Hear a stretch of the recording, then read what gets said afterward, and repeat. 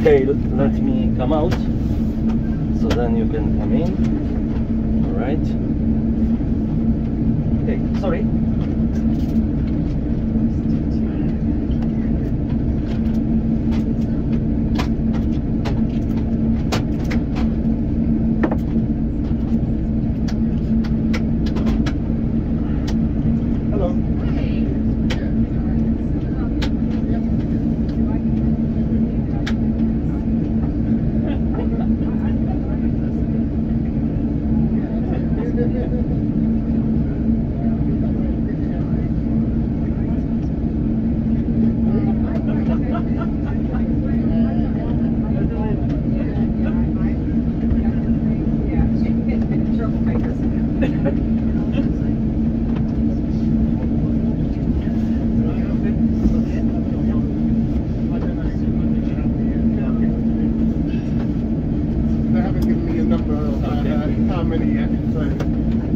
It varies because it's a free part of the tour, so it changes sometimes. But they haven't given me a number yet, so I think they're waiting for confirmation as well.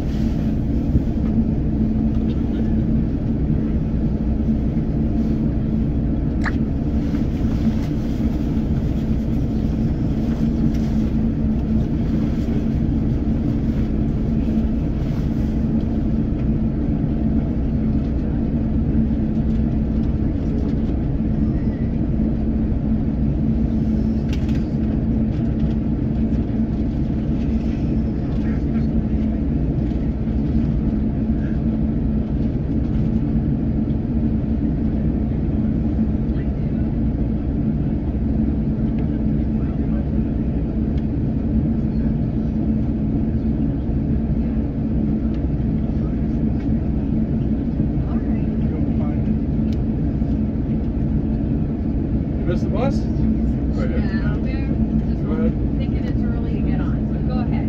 I think we'll leave it in 5 minutes.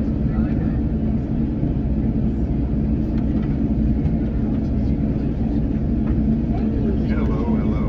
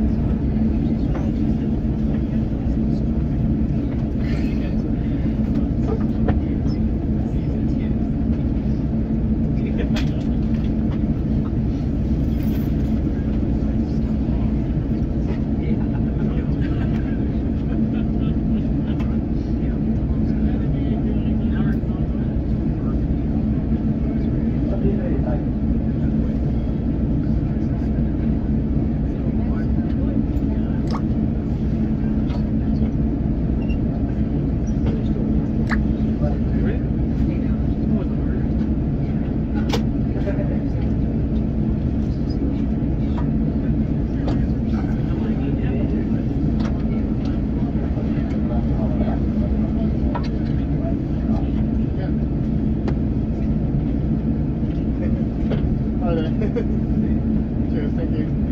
Margaret, pretty sure. No.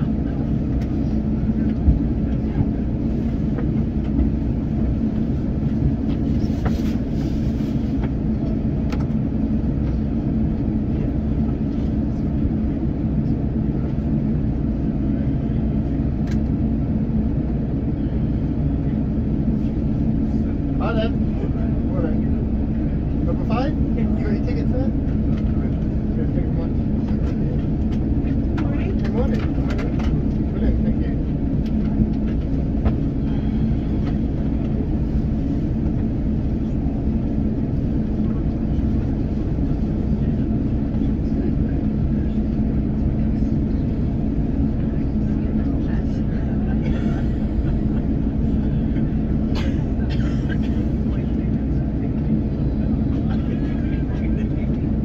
At the moment, the BT people should have 30. Brilliant, thank you very much.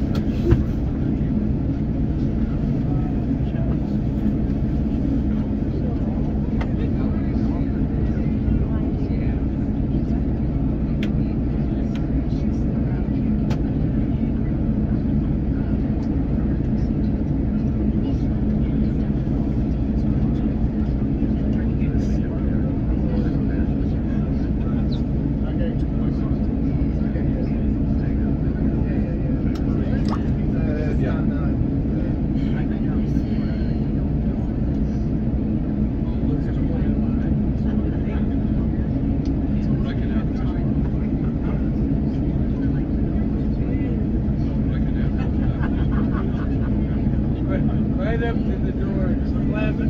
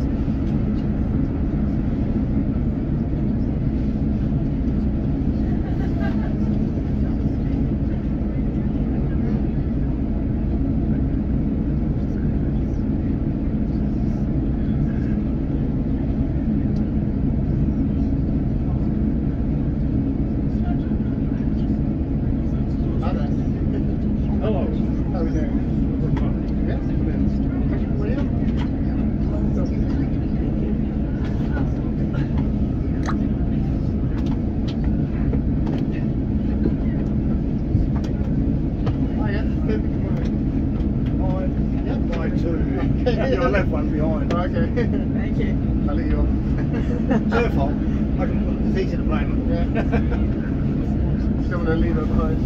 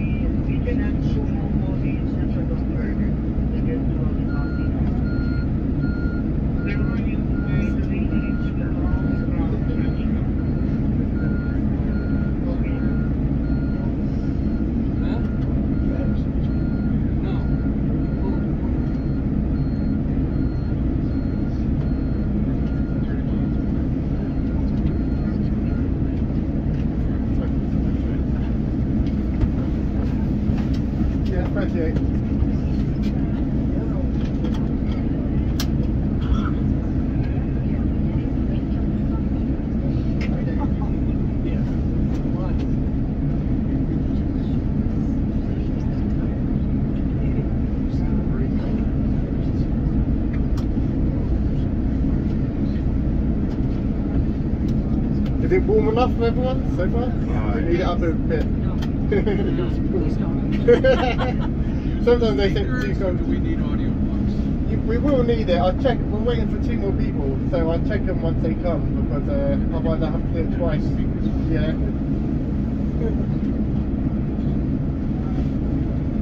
But yeah, I'll do the mic check once they give me the okay.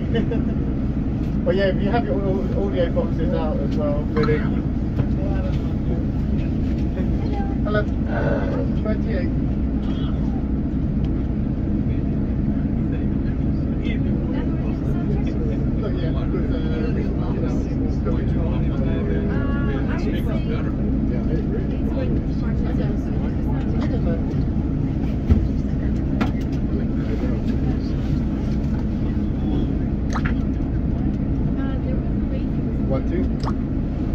Hello? 1, 2.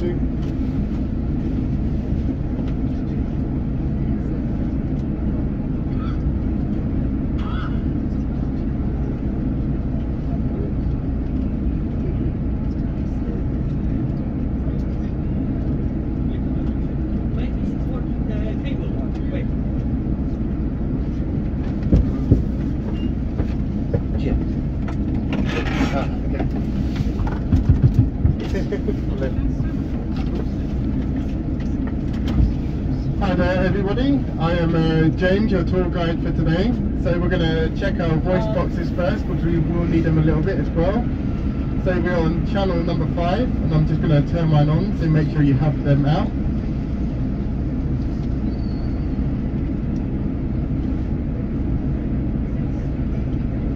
And once I see everyone's got it in their ear, then we can do a check on both. Can everyone hear me so far on the microphone? Yes. Yeah.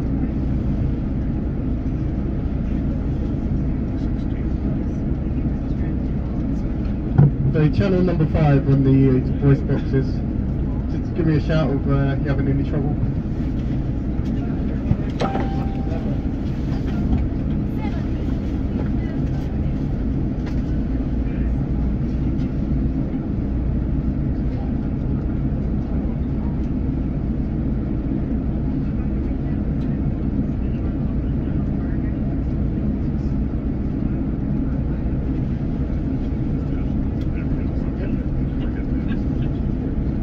Anyone else need a hand with my voice box? No?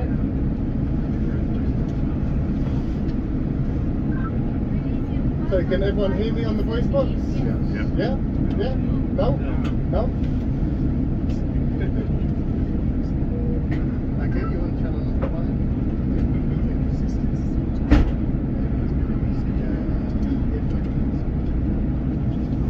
Oh, there.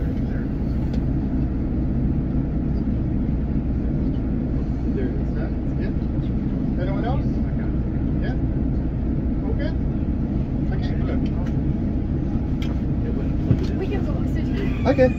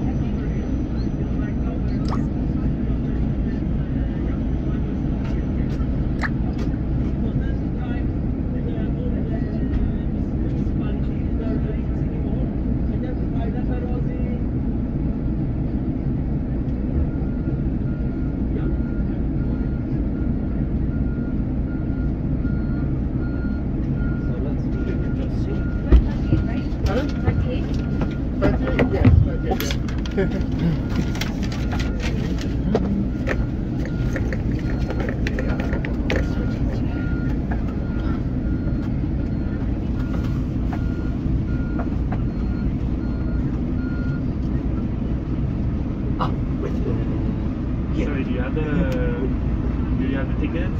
She took them already. Oh, okay. Who did that? One of the Viking.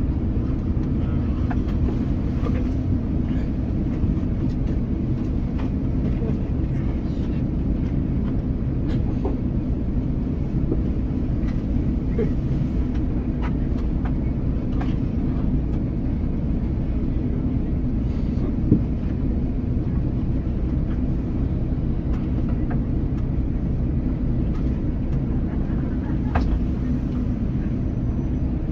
How many guests do you have? 38. 38. Yep.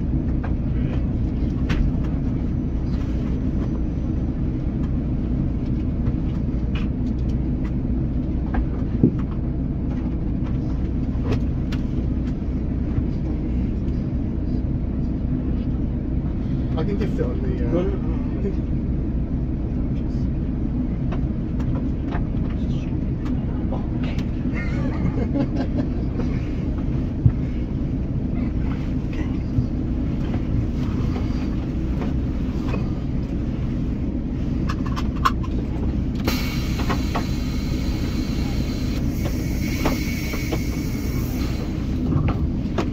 So whilst we're on the bus, I'll just use the microphone, so you won't have to have the earpieces in for the moment. So it's a law and requirement to wear your seatbelts here in Norway, so make sure please they're fully fastened. So as I said, I am James, your tour guide, and this is Pavel, our driver, to the left of me.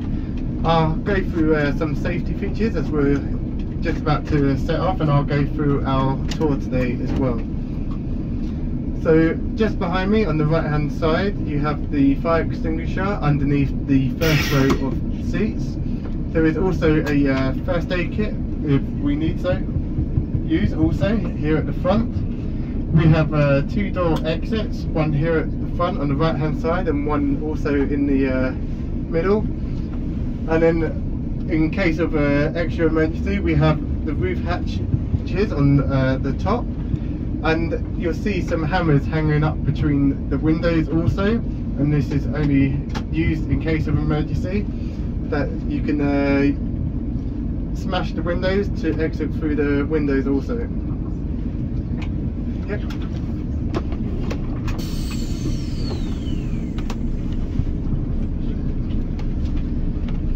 So we're going to make our way around to the new church first, where we'll have our first stop. And we'll be going through the new church itself, and I'll be taking you through a tour through the new church. After that we'll drive a little bit further down and go past the custom house, where we'll have a little photo stop. And then after this we'll make our way back around to the theatre, and then we're going to walk through the town itself, and then we'll be picking up the bus from another location in Bergen. That's near the fountain. And then after that, once we get back on the bus, we'll do a loop around and come back around, and we'll come back to Bergen itself. So I'll point a few things out on the way down and for you to look out for, because when we come to our final stop we'll just be coming out to have a photo stop, but you have more than enough time to actually walk back to your cruise ship if you wish to do so, or you're welcome to come back with me on the bus, because straight after this I have to go on to our next tour, and it's not quite enough time for 10 minutes to go through Bergen itself. So I'll point out Bergen when we just pass it in a few short minutes. It'll be coming up on our left hand side.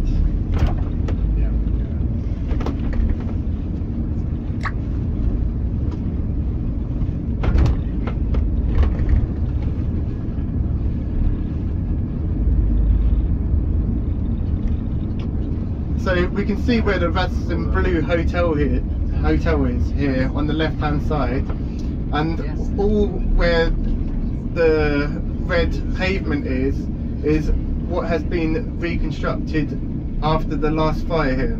So the first actual 7 buildings that are here are not actually really part of the UNESCO heritage. That's because they're actually part of when they done the when they built up the Radisson Hotel itself, and they just wanted to keep in tie with what else was actually here.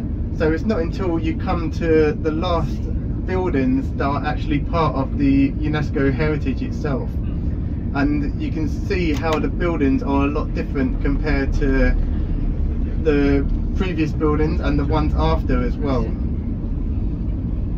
I can explain a bit more about this when we do come back here to stop for the 10 minutes on the way back, but I do recommend for you to actually walk through Bergen itself, and you get a lot more of a feel of how it actually was built and what is actually in there. And it was after the last fire that they had down there that they actually built the museum also. So what happened was a couple of architects managed to get a contract to do some digging and archaeological finds, and what was meant to be a 6-month contract ended up being 11 years of finding artifacts, and they created the museum afterwards. So here on the right hand side is normally where the fish market is set up, but it's currently not erected at the moment. It used to be in front of Bergen itself, but there is also the new fish market, and that's inside the Tourist Information Centre, which is on our right hand side also. You can see the glass top roof, but just underneath you have the newer fish market, which is inside. So you can find a lot of local delicacies, and even though you might think of sushi not being a local delicacy, but it's the actual salmon that is used on sushi that is local. So it was when a chef was visiting from Japan at the time, and he was coming over and he wanted to find some of the best salmon. He was speaking to a chef from Norway, and they recommended to use the Norwegian salmon. So any sushi that you find around the whole world that has salmon on it has to come from actual Norway itself.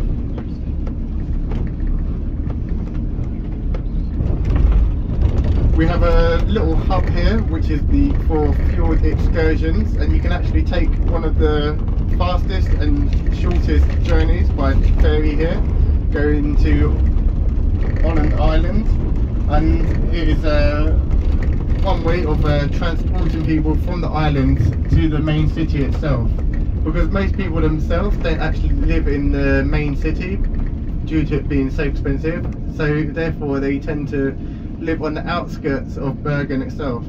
In the whole of Bergen there is around 370,000 people in the whole district of Bergen, but in the main town itself is only around 320,000. The majority live on the outskirts, and they will travel in via either a ferry or coming in via the train, and then into Bergen itself to be working inside the city itself.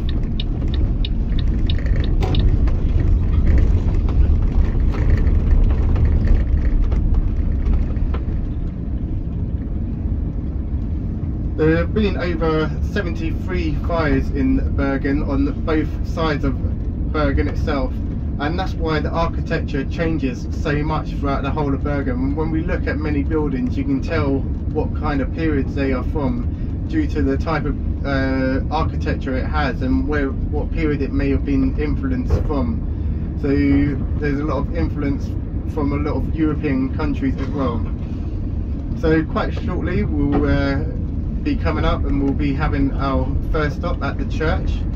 We'll be disembarking from the bus itself, and I'll take you through the church, and this is where we'll have to turn on our voice boxes to give you you'll be able to hear me clearly through the church, and then when we come back out again. The church itself had its 400-year celebration in 2022. It's known as the New Churchen, or translated the New Church, and it will just be coming up on our left hand side here. You can leave anything you like on board the bus because it will be kept safe, but obviously take a jacket and your cameras with you. We're just going to wait a few minutes because it looks like there may be a group waiting to go in, and that's the first place that we need to actually start our tour, is where they're currently standing. So I'm just going to see whether they're actually going to go into the church in a minute. Just to stop here, what can I do? Yeah, yeah. Well, I can, I'll just stop here. Probably that's it. Yeah, maybe go back a little bit. Okay, I can try, but you know what, okay. Yeah, try to keep us... oh yeah, so people can go out. Yeah, on the, inside here. Yeah, okay, wait. Maybe it's okay now. I'll lower the bus. Yeah, yeah. So we're just going to wait a second for this group in front of us to go into the church, to give us a few minutes and a bit of space for us to get in as well. So how's your cruise been so far? Pretty good? And I hear this is your last port of call in Bergen as well. Yeah? So if you are doing any shopping, or you have been doing any shopping, hopefully you've been getting your extra receipt for any tax return, and then when you return back to your cruise ship later on, to speak with the crew members there to see where you have to go to fix that. Sometimes it might be at the airport, or sometimes it is at the actual cruise, near the cruise ship itself to do that. So has your weather been quite good so far? Yes. You've been a bit unlucky so far today because you haven't got a typical Bergen weather. It's been dry so far. I say so far because it looks like it's clouding over already. So it looks like they're just making their way into the church. So let's make our way over. Just be careful crossing the road here because there is no crossing. And we can make our way in a few minutes as well. Okay. I can open the back door, but it's very steep. So yeah, open it. Yeah. Okay. Thank you. Welcome. Thank you. Welcome. So we're just waiting for you to come out, and then we can all get across the road safely.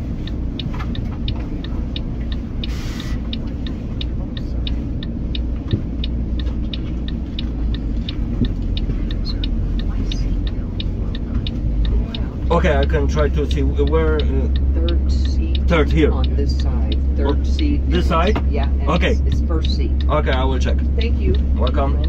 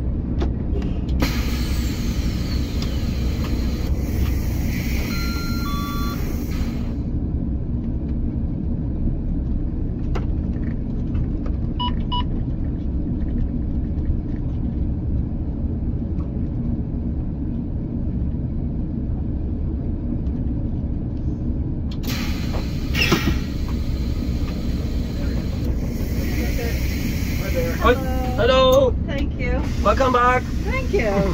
Did you miss me? Yeah. You are from US? Yes, Virginia. Oh, Virginia. I have been in West Virginia. Okay. Many times in, let's see, there was town, let's see, of course, Berkeley, no, Berkeley, Bluefield is on the border with West Virginia and Yes. Virginia. Yes. And then I have been, there is Berkeley and there is Welch, little, you know, it's Yeah. hilly. So I was not far from Welch. Nice. You know, it's, it's a very mountainous rural area. Yes. Yeah. So. Did you get to Black Falls while you were there, the state park? Pretty waterfall? It can be, but it was, you know, many years ago. Sure.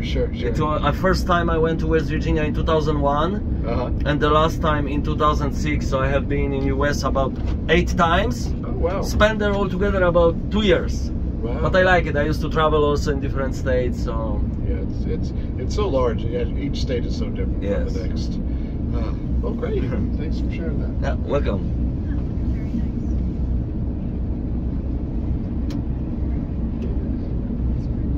So first time in Norway. Yes, we're loving it. Absolutely. Yes. Absolutely love it. So this is which? I mean, that's the last day of your trip, or? Today's the last day. Yes, we disembark tomorrow, and we're going on to Oslo for a few days. Okay. So, but you are going with a cruise ship to Oslo? No, everyone's off tomorrow. Here? Flying Here. to Oslo. Here. Yeah. They Oh. start from here. We have an overnight, and then we disembark tomorrow. Okay. Yeah. So you will take train to Oslo? No, fly. we're gonna fly. We're gonna plane. Because if you take, for example, train during the daytime, it's also beautiful to see the nature. Yeah, they put us on a flight. Yeah. That's So, what we do. so you have no choice. No Right, choice. no choice.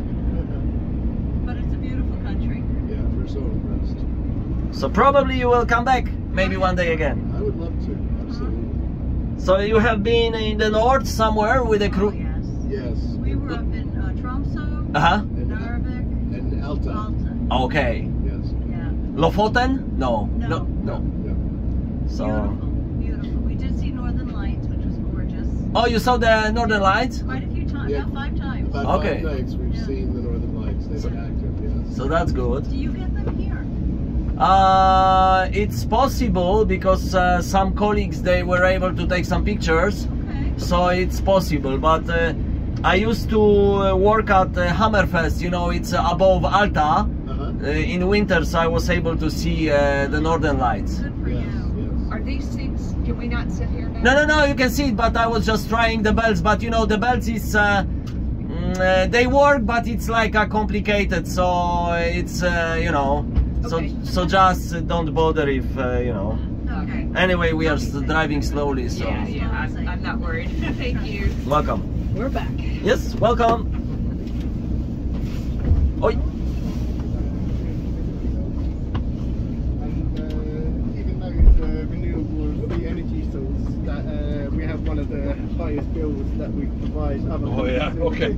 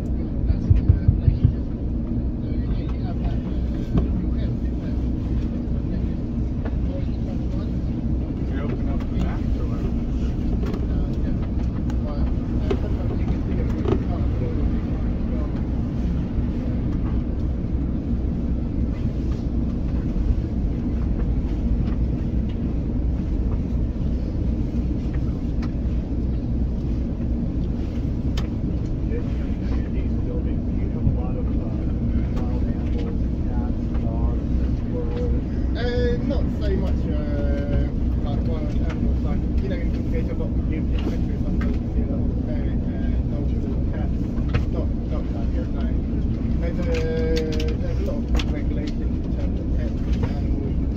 When people tend to have pets, especially dogs, they tend to be released more working, you know, rather than as a pair.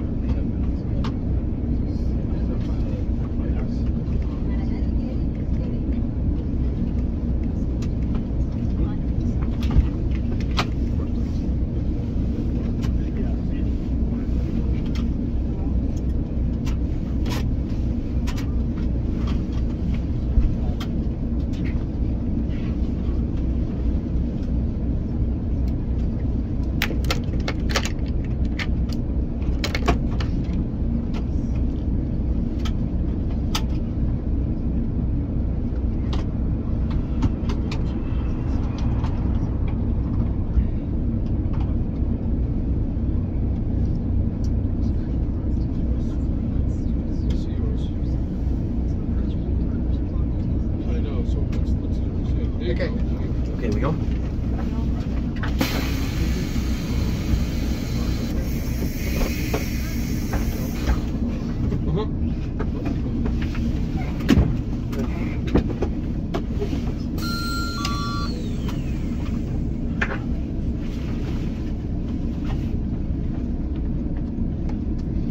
So we just make sure your seatbelts are fastened, and we're just going to take a short drive to our next stop, and we're just going to have a quick photo stop there. You'll be able to see your cruise ship on the other side once we get there, and I'll be able to talk to you a little bit more about into Bergen itself. If you do have a bit more time later on, you may want to come back over this side. So to the left, just as we pass, you have the ice museum in there, and it is obviously very cold, but they give you special jackets to wear inside, and normally something to help warm you up with a bit of liquor, but it's a payment to go into there if you were to go in there by yourself. So we're going to be turning right just shortly, and you'll be able to see this building that will be to the left of us, and this is the old custom house.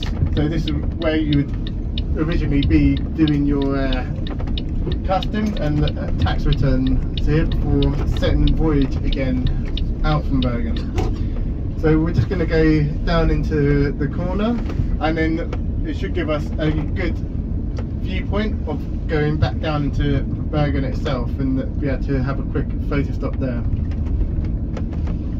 It's just a short stop for 10 minutes, so just take your cameras with you and have your jacket on, and I can explain back into Bergen itself.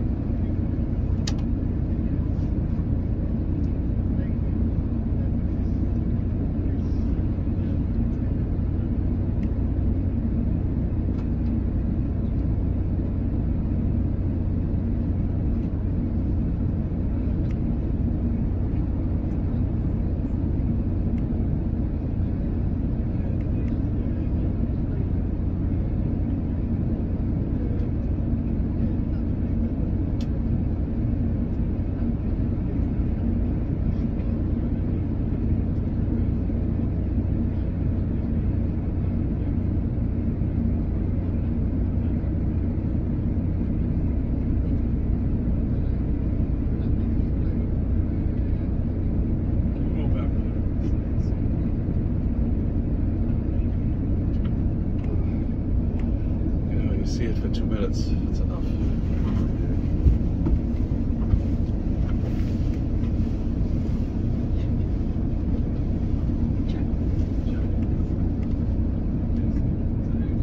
Yeah, it's a, yep. I got my roving photographer right here. When you walk around, Yeah. That's what We're gonna do it later.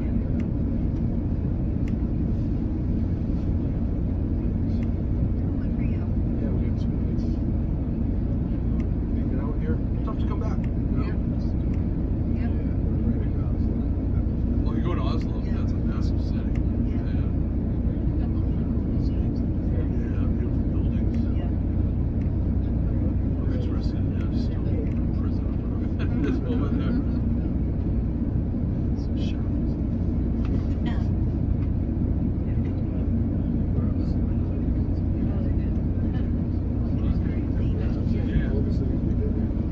Super clean.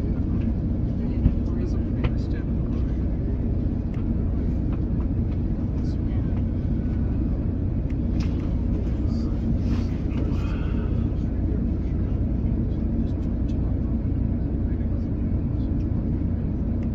Ice hockey is huge in Finland and Denmark and all these things. But Russia, no mention of No, it. it's very true that you mentioned. Yeah, there's some skating and it's in hockey. I don't think there's any confusion. Soft using terms Right. to change it. Hockey is hockey. I think some of them are beautiful. Why the Finnish ones are yes. Lion. So we make our way back onto the coach.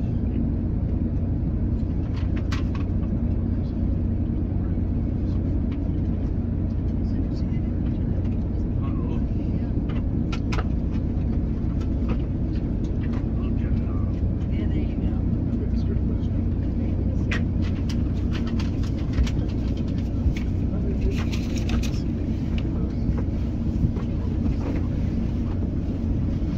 We're back. Welcome back. Thank you. Welcome. Yeah.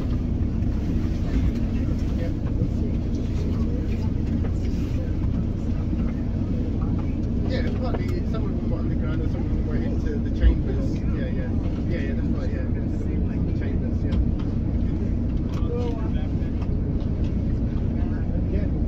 Instead of me.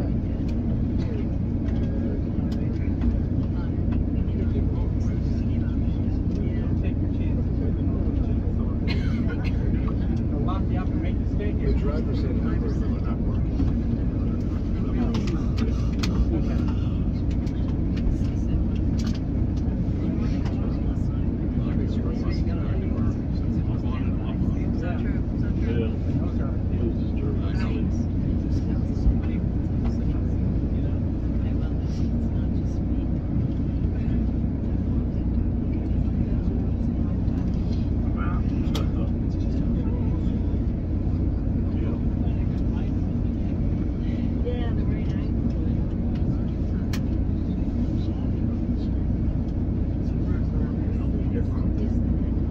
Hotel you staying at? Remember, you lost 4. Right? 4 people. Oh, that's a good question.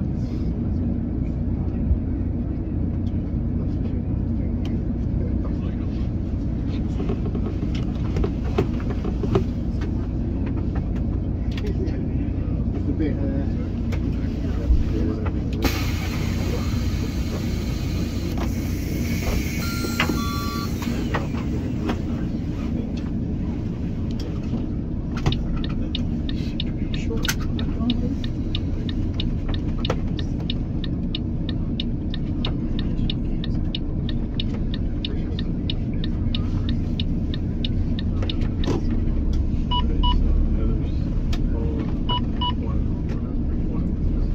So, welcome back everybody, and again, just make sure your seatbelts are fully fastened. So, Bergen itself was first established in 1070 And then the first pier construction that we know of was dated back to 1100 itself. As I said, that the first German merchants to come into Bergen was in 1230, but they were later given privileges in 1278, and the privileges were that they were able to stay here all year round, including during the winter time itself. The Hanseatic League and the German merchants were not just based here in Norway, but also various other places across Europe as well. And Germany as we know it today wasn't quite the land that we know now, so it didn't have the same kind of borders as it still does. And when we get down to Bergen later, you'll see many emblems on the side of one of the buildings, and it shows how it's connected to places like London and other European countries as well. So this area was actually quite heavily bombed, but it was bombed a bit by accident. That was due to a Dutch ship coming in at the time, and it was sending a SOS signal into Bergen Harbour. And when it came in towards the port and sent this SOS signal, and they say whatever happens in Murphy's Law will happen, and because it was full of this dynamite and everything else, that when it did come in, it set a big explosion, took out a big majority of this area. And rebuilt now, to the right hand side, we can see where the aquarium is. So if you have time to come over to this side and want to see the aquarium of Bergen, it's just here to the right hand side of us now.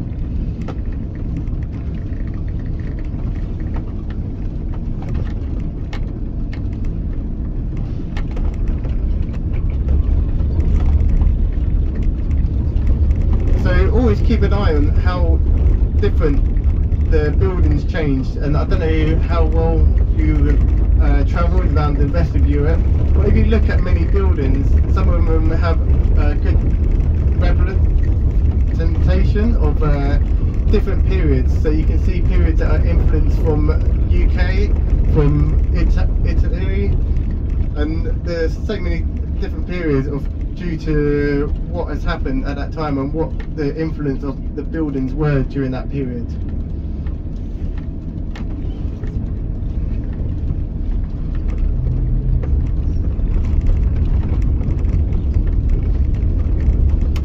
The seasons here in Norway are a lot later, so that is still why we haven't got any leaves on most of the trees here.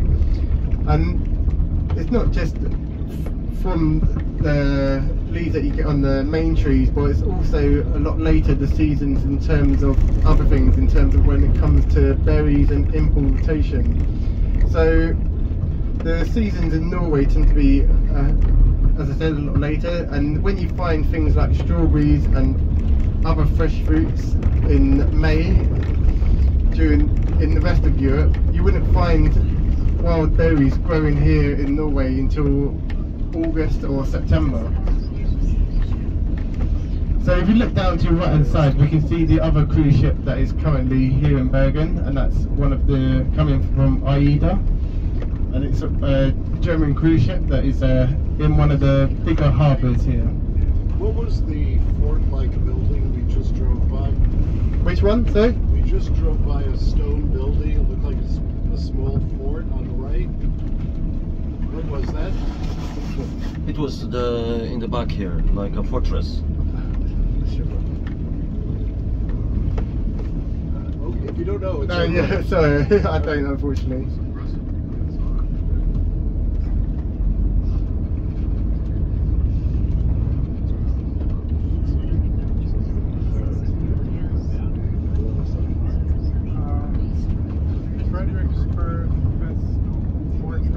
Ah, thanks. Oh, thank you. Fredericksburg Festival.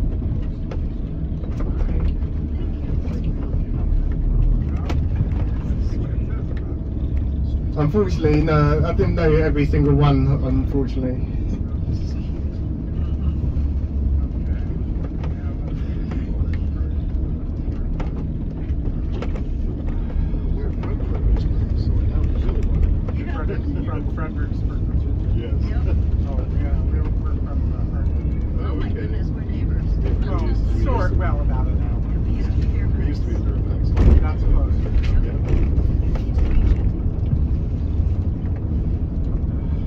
when the Hanseatic trade mainly took over Bergen itself was after 1349. This was quite distinctive in Norway, and it was due to something that happened at the time. Does anyone know what it was? It was due to the Black Death coming into Norway, and it was actually a ship that was arriving from UK at the time. And I normally say how Norwegians are quite smart in what they do, and they were trying to be this time, because the ship arrived and it was stopped before it came into port, and they realised unfortunately everyone had passed away on the ship, and they wanted to collect everything that was on board because it was full of booty and goods that were on board it. And so they went out, they rowed out to the ship and collect all the cargo that was on board of the ship. So bringing back the cargo to Norway itself, they actually brought back the rats as well that were on board the ship, and it was the rats themselves that were actually carrying the plague, and that's what set out and actually took out 1/3 of population of the whole of Norway itself. So we're going to be stopping here, and we'll be getting out. We can see the theatre, which is to our right hand side, just up the top here, and then we're going to be making our way back down towards the fountains and the rose gardens. So if you make your way out and follow me down, and we'll have a short walk through the town itself here.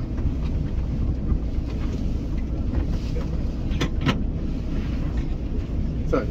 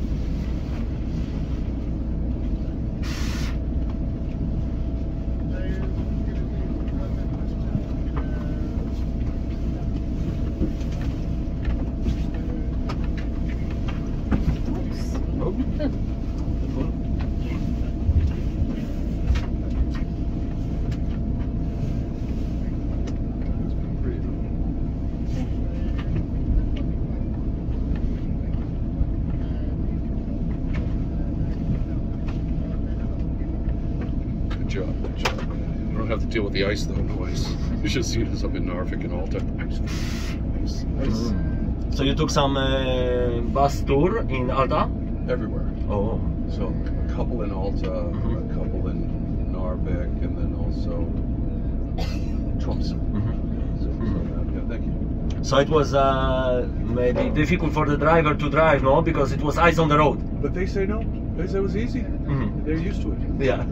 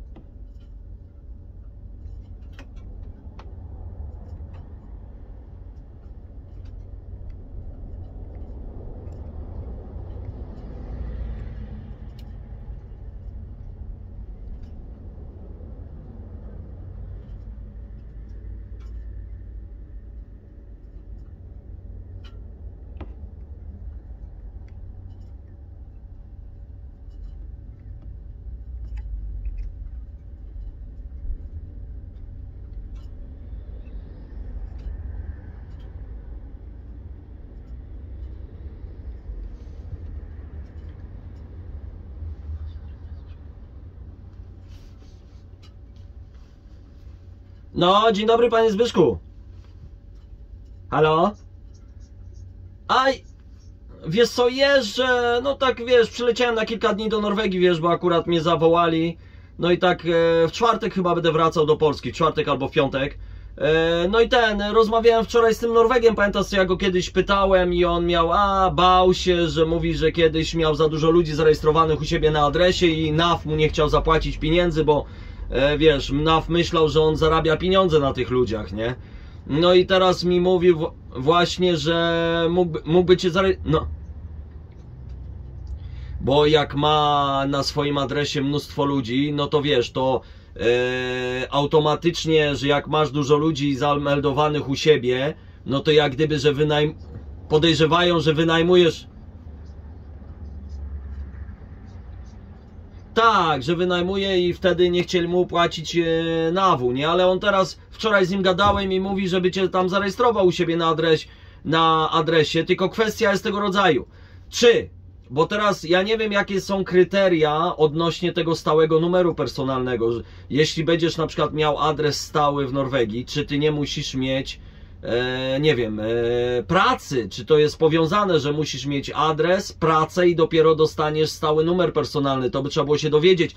Ty, a może tej adwokatki byś się zapytał, przecież ty masz z nią dobry kontakt.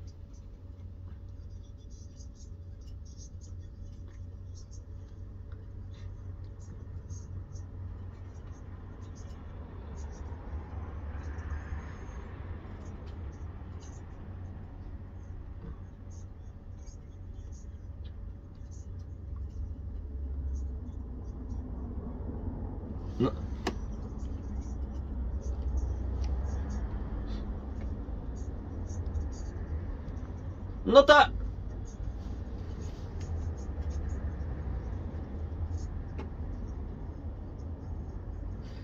Ale to nawet jakby jakieś listy przychodziły do ciebie, no to ten kolega by cię informował, nie? W razie czego? No, czy... A czy wiesz, no nie wiem.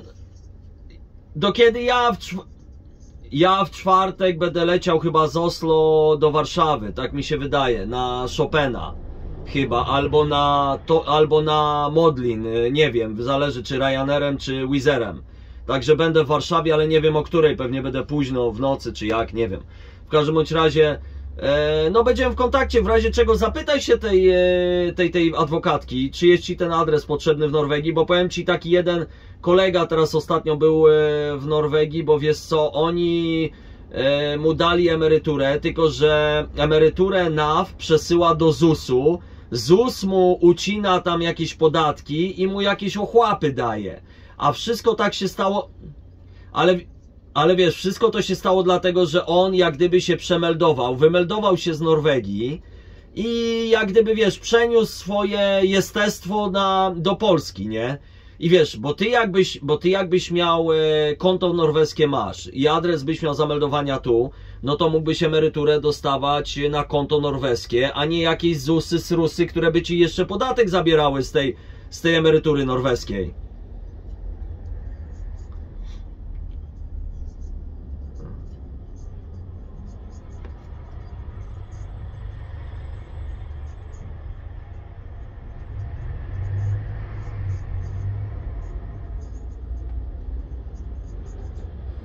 No ale wiesz, ale jeśli będziesz dostawał emeryturę i byś był tu zameldowany, jak gdyby, że tu mieszkasz, no to przecież powinni ci dać emeryturę tu, że jak gdyby będziesz sobie pobierał w Polsce emeryturę pobierasz i tu byś sobie norweską pobierał na norweskie konto, żeby oni ci, wiesz, i dlatego podejrzewam, że potrzebny jest ci adres, no.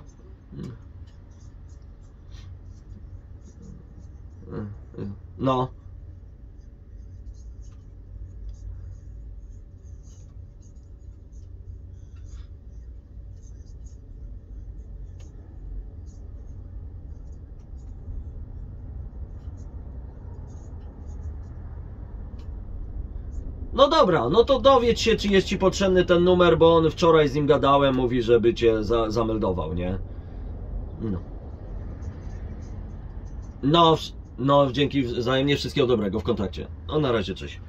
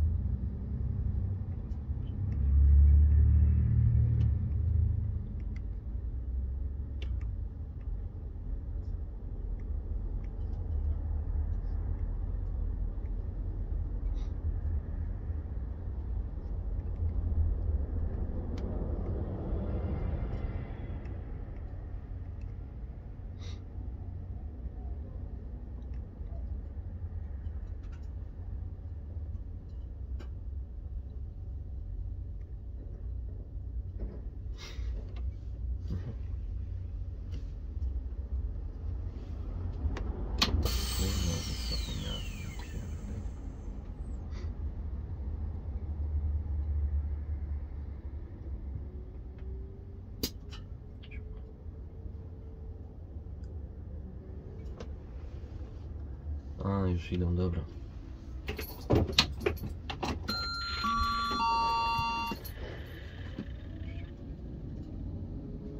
Może śpi, dobra.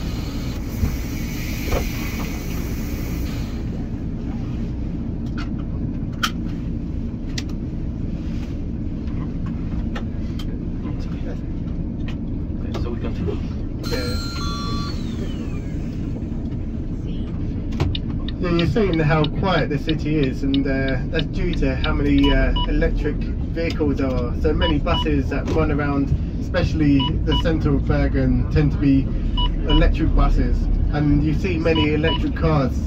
And even though you have quite a long landscape in Norway, so the population in Norway is 5.5 million, and if you were to flip Norway the other way around, it actually stretched from here past Italy itself.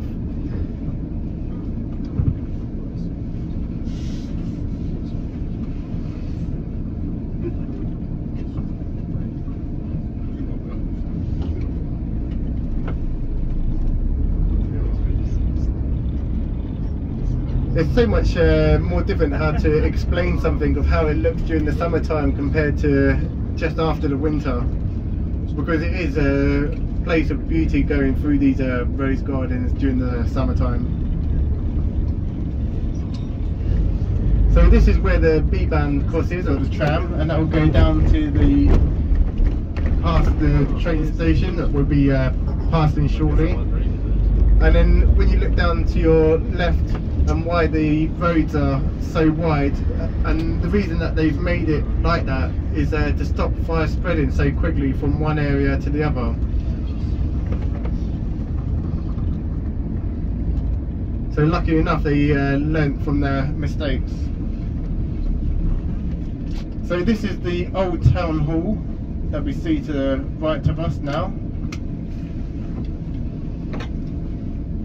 And just in front of us is where you're coming to the back end of Bergen, and then when you carry on down from here, you'll come to Fløen. Fløen is at the bottom of the hill, and there is a tram that you can take up to the top and to a really nice viewpoint at the top there, and they have a cafe and restaurant at the top of Fløen.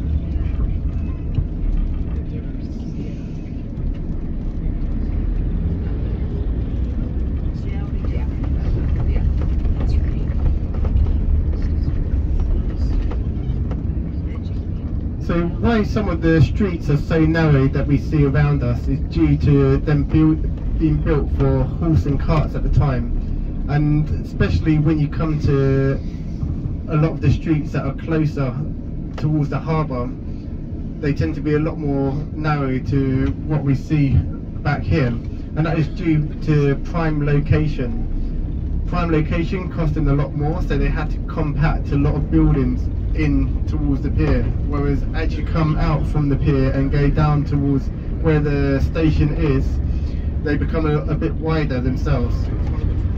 So the trains, from the train line itself going from Bergen, it was actually first completed from Bergen to Voss in 1883, and then after this it was fully completed in 1890 all the way to Oslo. And the first means of transportation was via the fjord and via the sea, but obviously that could take quite some time to travel via that way. Then it was the railways that were put into place, and that cut down the length of time it would take. It could take up to 24 hours plus to travel from Bergen to Oslo, and here's where the station is to the left of us now. And today it only takes around 7 hours to travel from Bergen to Oslo, so you're able to do that in the day or throughout the night time.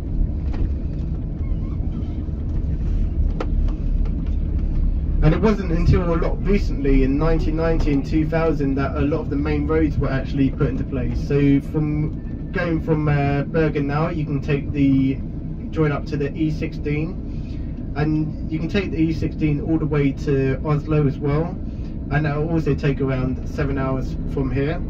and you can use the E16 all year round, and there are no main bridges for you to go over, because when some of the bridges cross things like the fjord, when the wind picks up past a certain speed, they have to close down the bridge itself. And also with the amount of snow that you can have in between here and Oslo as well, is there are many tunnels from here to there. So you actually have one of the longest tunnels as well. You have the Lerdo tunnel, which is 24 kilometers long.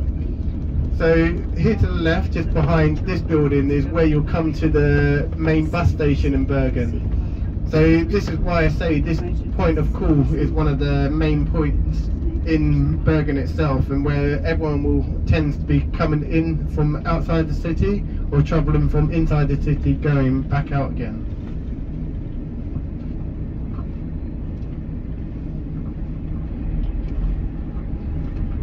Are some of you staying on and maybe flying back from Bergen? Yes. Yeah. So you can take the B-band from here, and the B-band will go from Bergen all the way to the airport from here. So we have Greg's Hall to the left of us, and we're on the other side of Greg's Hall at the moment, and you can see where the concrete structure is at the top of Greg's Hall. And Greg's Hall was put in place as a music foundation, and the reason that they do have the concrete there is due to the acoustics, and giving good acoustics to the sound that they can produce inside the hall.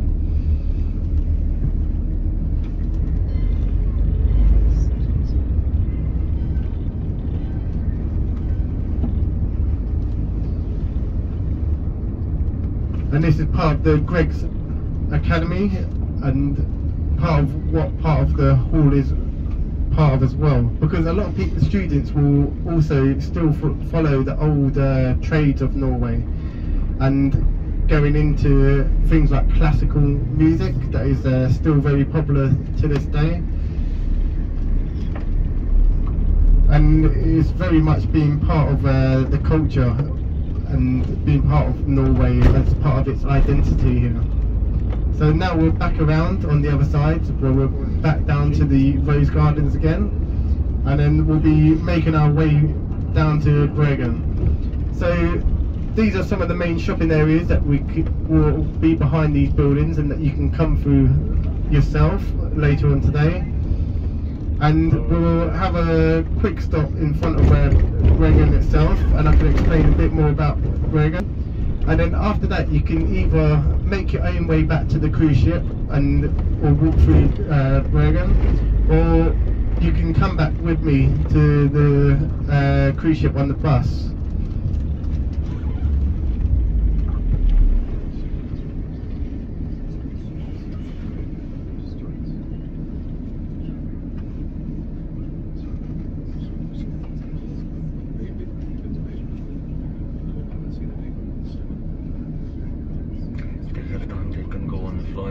It's a nice view. Yeah, yeah. Very nice. Did you see that? They have been? Yeah, yeah. So I was just chatting about to the driver about flowing. So I point out where flowing is and where you can take it from. There's an application you can actually download as well called Flowing, and it makes it a lot faster for you to get onto the Flowing and take the tram up to the top of Flowing.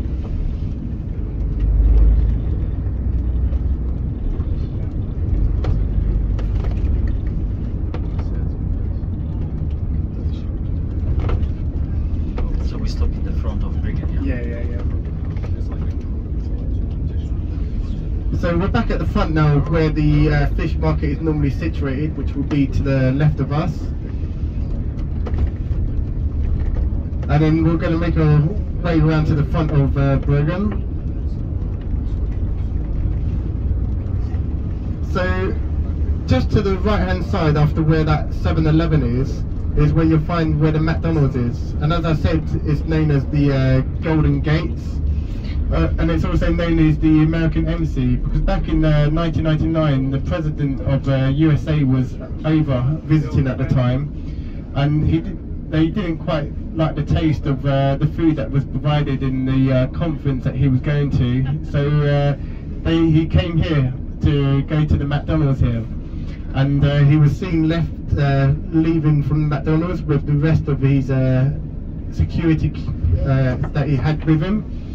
And then he was obviously put in the papers across the whole of Bergen and the rest of Norway, and then become known as the Norwegian embassy.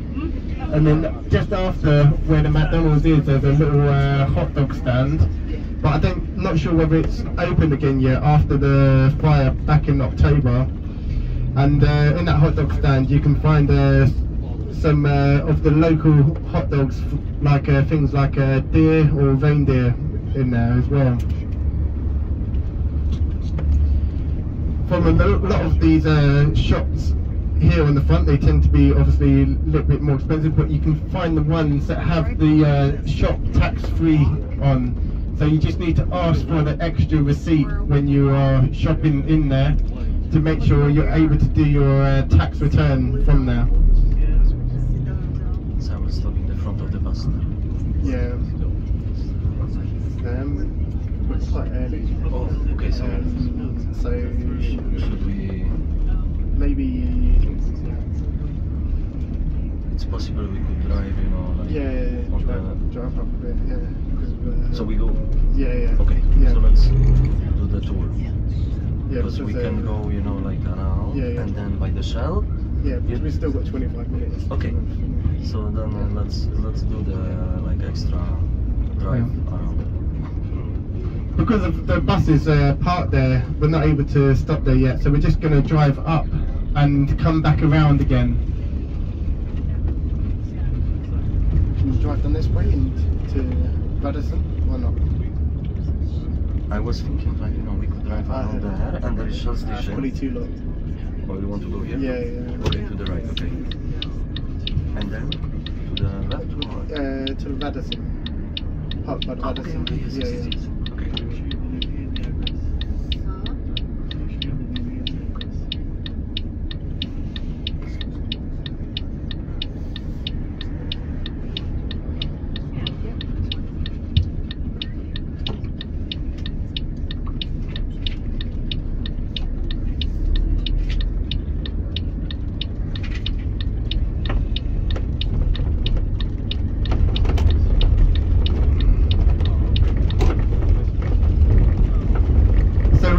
Park up and around and go by the Radisson, and we'll be by the Bergen Museum as well. The Bergen Museum was actually put in place in 1976, and it was put in place not long after the last big fire of this area in 1955. So in 1955 they had the big fire of this side of Bergen, and it's where all the cobble streets are coloured in red.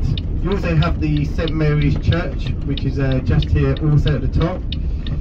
So all the artefacts that were found during the excavation and of this area were put inside this museum of Bergen. Still to this day they do a lot of recreation of what's happened in the past. So sometimes they will have stalls outside the side of there is show the traditional techniques and craftsmanship that is still used today.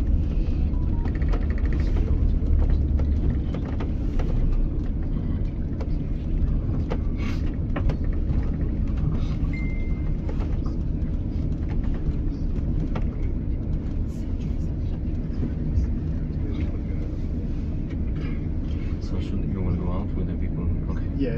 Should I don't know if I can wait here. No, you can't. No. Yeah. Just meet us at the top of the church. Oh yeah, on the other side of the St. Mary's Church. Yeah, There's a bus stop. Okay, I will go there. So as we got a bit of time, we can actually I can walk you through quickly of Bergen, and then we'll walk through and then go back up to the top of the church. So I can be able to explain a bit more in Bergen itself, and then you can either join me back onto the bus, but if you're not joining me back, please let me know so I know how many people to count before we depart again.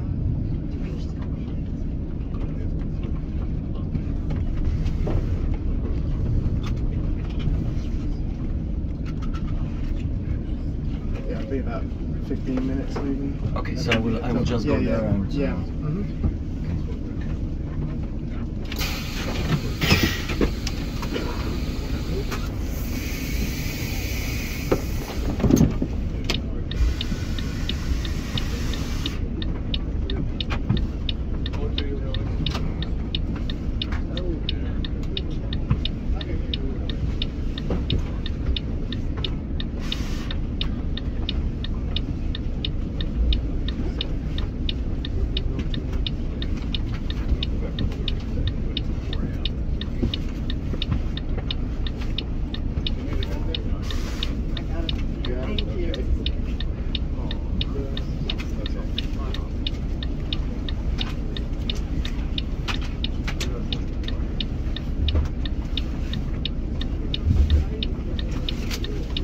Thank you very much. Welcome.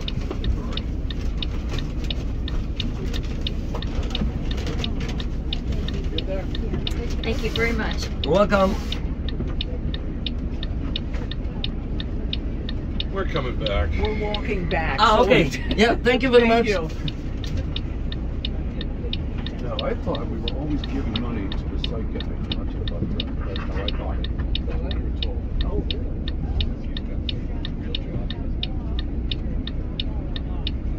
Thank you. Thank you. Appreciate it. Thank you very much.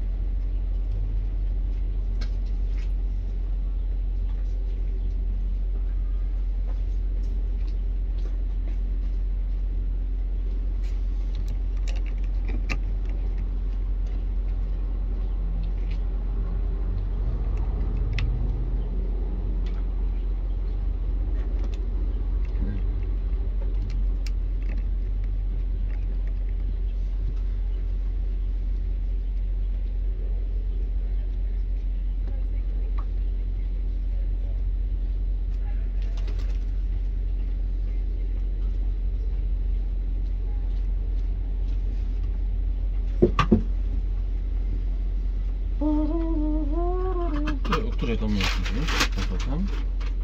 13:30.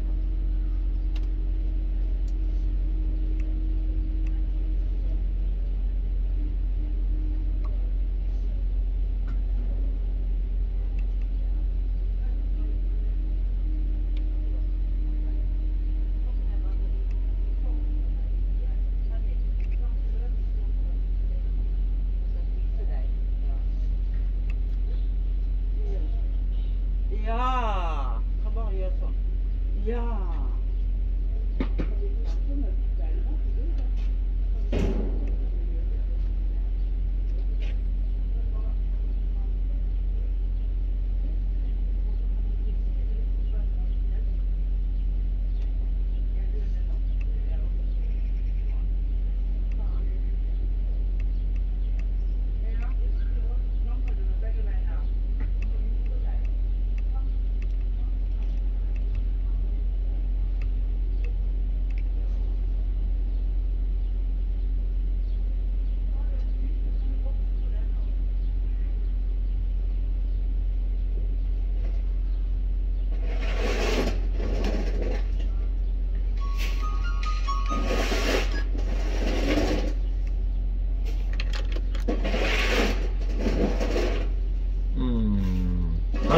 Hello?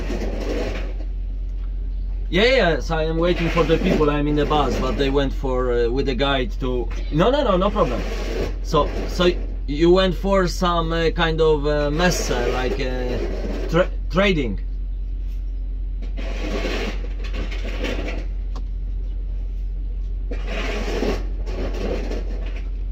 Yes. Yes. Ah. Uh-huh.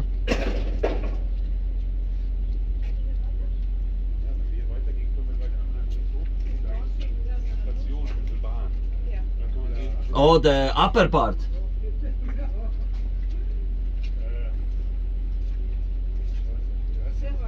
Ja, genau.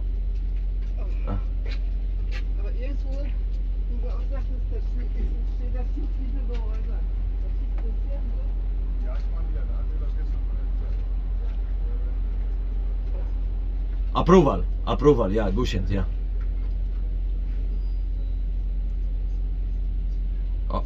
Oh, I see. Like they want to rule over your house and they dictate what you can use and what you cannot use. Ay.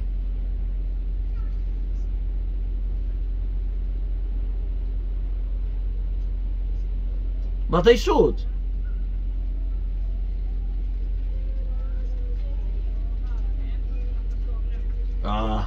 They should do it, because if they were building that, they should fix approval for you. So they should give you either money back or they should pay for the approval now, because it's their fault. Yeah. Mm-hmm.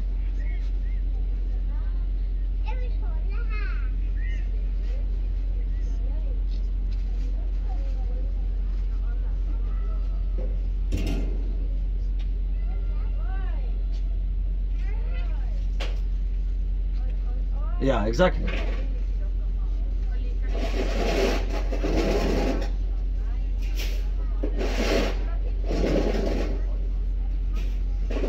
Yeah. Yes.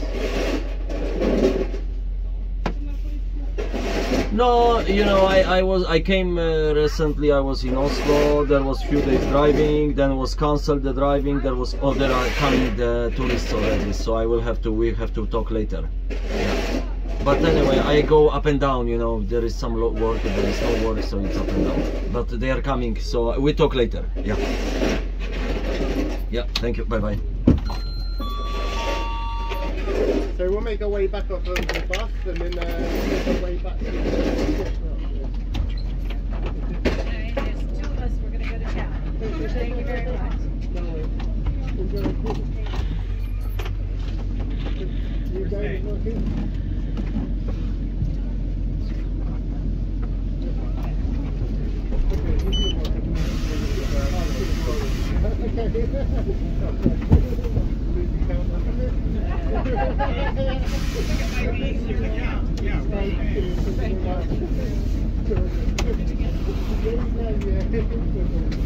Only minus 2. I just have to take a gamble. We have other things, or we go back to the boat? We're going to go back to the boat now, yeah. Okay, and I'll get you then, yeah. Thank you. We're going to wander. Okay. We're out of here. Okay. Thank you very much. Okay, you're welcome. He's gonna lose his numbers. There'll be 2 people left by the time. Yeah, I'm jumping up. That's it. Enjoy the rest.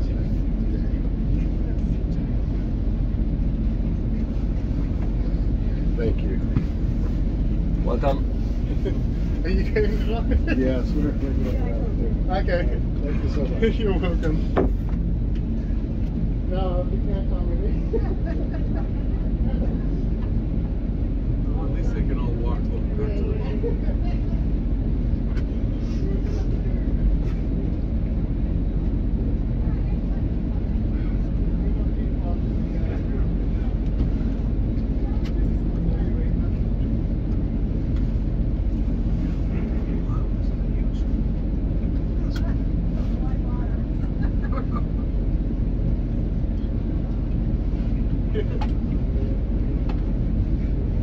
Okay. So we go back. Yeah. down to like 4 people now. 18. I hope I didn't scare them up. Okay, so I will have to back up Oh, okay. because it's no way to drive this way. But Oh. no problem, we manage. What, they're doing what down there? No, they are working. There is some work on the, so it's not possible. Ah, okay. Yeah, so I have to just. So we just have to back up a bit because they're doing some work up ahead of us. But I was hoping we could drive down and I'll be able to show you the bottom of Flowing, and then you would come back around to where the McDonald's is, and then we'll drive back past the pier back to the cruise ship. There is still possible. We can go in the front of the bergen. I can turn there, drive by the Flowing, and come back down. And No. We need to get that. yeah, okay. I'd like to go up and actually, you can have dinner up there.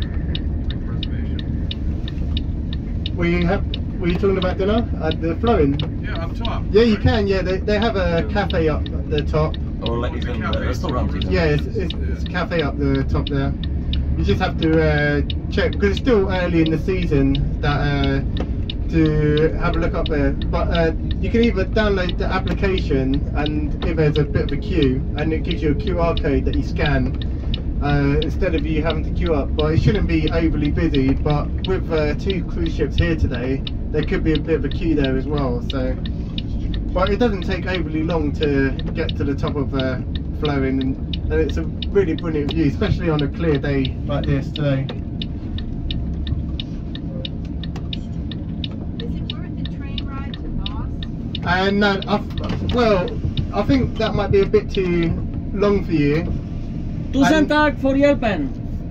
And I know this morning there were some delays on the train, so you need to take that into mind if you need to get back to the cruise ship. Do you have to get back to the cruise ship? We're staying 2 extra nights, so. Oh, okay, But I thought okay. it was, I don't know what's in Boston and read about it. I thought it was an hour and a half from here. Yeah, so to Voss it takes about an hour and a half.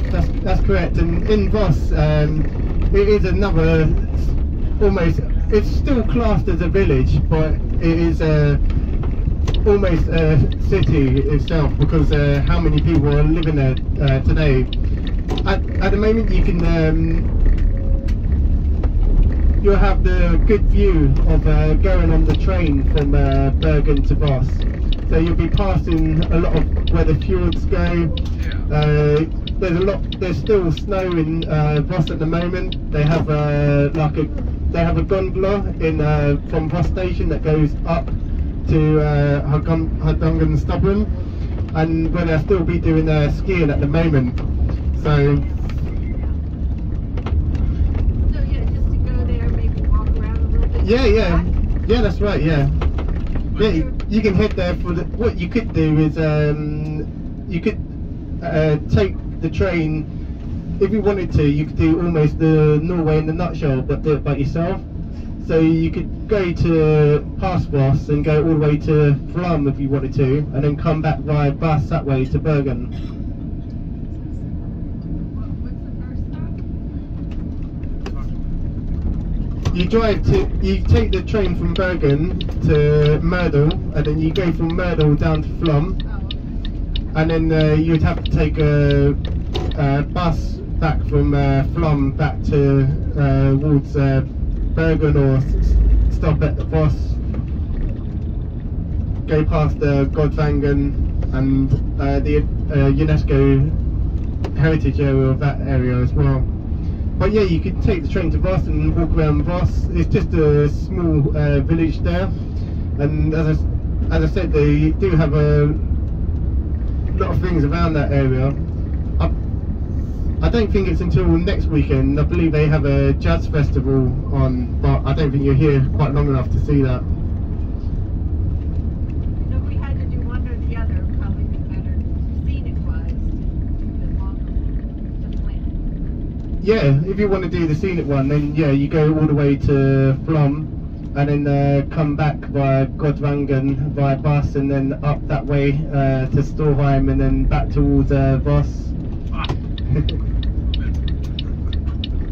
you can get all the tickets right at the station? You can download the VY application and get your train tickets on there, and then you can use SKYS, SKYSS for the buses, or you can so it's on both those applications that you can get your tickets from, and it's quite easy to use. I can probably show you quickly before my next tour if what applications that you need if you come to speak with me.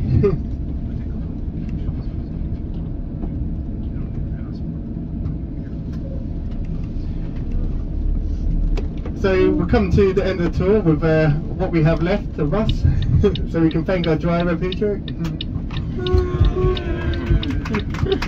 So, Thank you.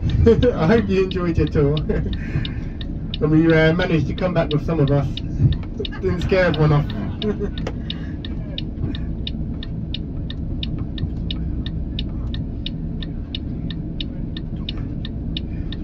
So just thank you to everyone personally from myself as well. Cheers.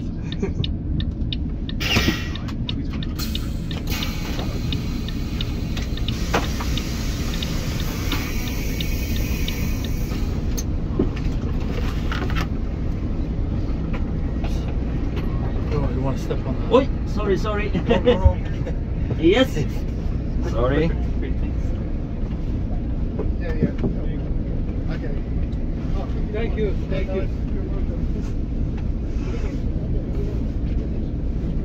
Watch my back. The other ones. I must have put them in the bag.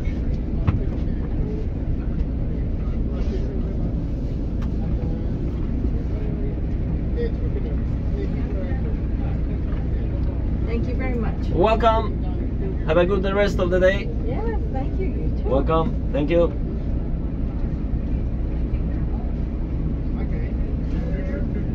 Thank you, sir. You're welcome. Okay, thank you.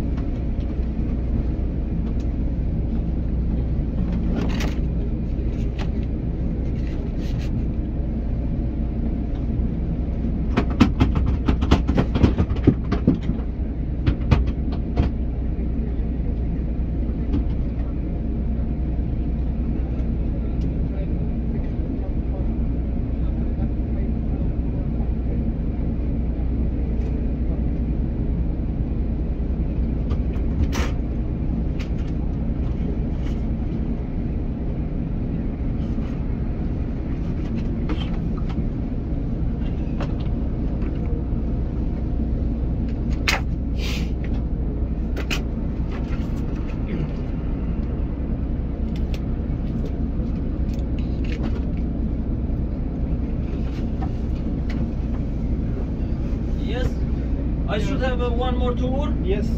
All right. With the same guide. Oh, with the same guide? Yeah. All right.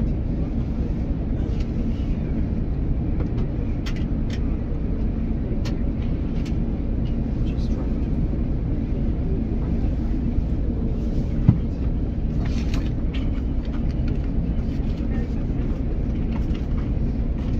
Okay, so you stay with the same driver. Yep. Be group number 20. 20, So yep. you can change everything. Yeah. Okay. Right.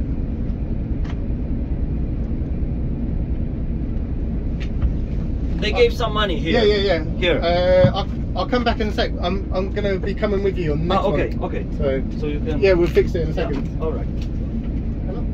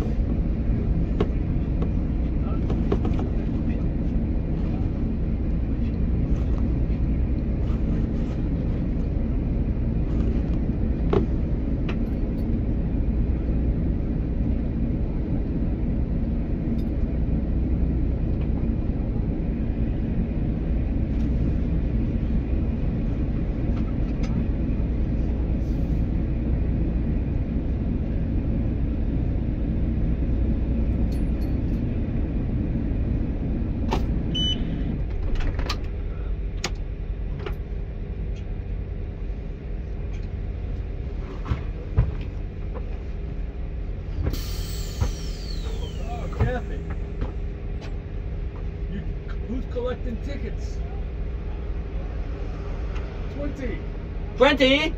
All right, the guide will come. Oh, okay. Yes. You said So- you wanted to have a good seat. You get a good seat. Yeah, you come first, you get good seat. That's it. Coat comes off first, then I'll get my goods. Either side reserved? What? That's not. Is either front side? Yeah, they are reserved. Are you reserved? The front seats? No. I can hold the. Yeah. Oh yeah. Do you have tickets? Brilliant. So are the front rows reserved? Yeah, they're reserved for people that are more get the next one. that need extra Okay, well help. then I'll go right Yeah, there. you That's can take the next seat behind. Yes. If they're free afterwards, then you can take them. All right. Remember that. Yeah, we're all good. You want to take one, or you want to go two back where your window's better? Which side? Actually, this one's got a full window here. You want to do that? Yeah, let's do this. Okay.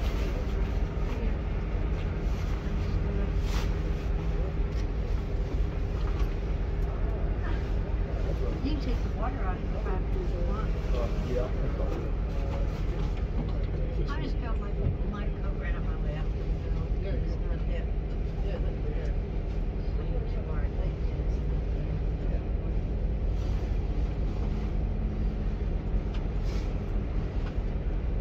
I'd rather read here than there. Yeah, you might as well. We can split tips at the end, yeah? Okay, yeah. Or after next Yeah, one. yeah, no problem. Yeah. No. It's not in a hurry. Yeah. We are doing the same. The trip. same trip, yeah. Okay. So if we have time, because what I was thinking, we could drive like there is a way here. Yeah, I know, You yeah. go south, Yeah. and then there is also a nice view from the top. But Yeah. anyway, it's up to you. You will see how it will be. Yeah. Alright, number 20? Hi there, how you doing? One? That's fine. Yeah, okay. There's two. There's two. Yeah, okay. No, yeah, I go in the back. Yes.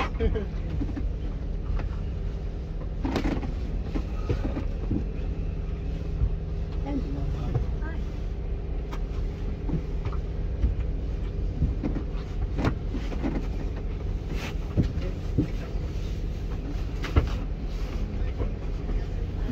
Yep. Right.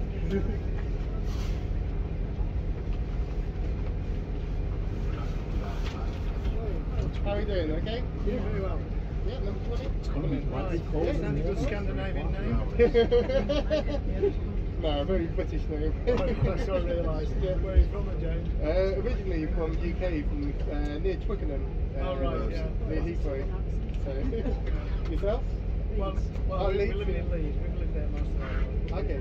We were born in Staffordshire. Okay, yeah. Emigrated to Yorkshire. Okay, yeah. We got a friend and the family, so we came in 2020, and then we haven't been back since. So, Well, an English family, or were you married? No, my girlfriend is Polish. Oh, right. So, yeah. Obviously. Yeah, Yeah. you come to Norway, yeah. So yeah, it was better to stay here than to go back to UK because of COVID. There was less restriction to it, and then we had our first child here, and then well, 9 months ago we had our second. So yeah, we stayed here. So then Brexit happened, and other things happened. And Are the toilets usable on the other problems or not? there's a toilet in the church, which is. Oh, right. I mean, a problem may not need one. I always, Okay. my house, I always have to. Yeah. Just give us a shout. Okay. Because in the church is the only free toilet that we can use. Yeah. And then the only other one is down here, but it's payment there. Yeah, no, it's fine. Probably will be Oh yeah. Hello. alright. Go. Yeah, we're doing user location. I saw him inside. He got off of one bus, ran in and put down one number, now picked up our number. And then I've got to do the same after this one. See? Told him he's staying out of trouble It today. keeps you busy. Yeah. That's what I told him. Keep me out of Keeps you out of trouble. Yeah. But I don't know, sometimes trouble's fun. Yeah. Sometimes.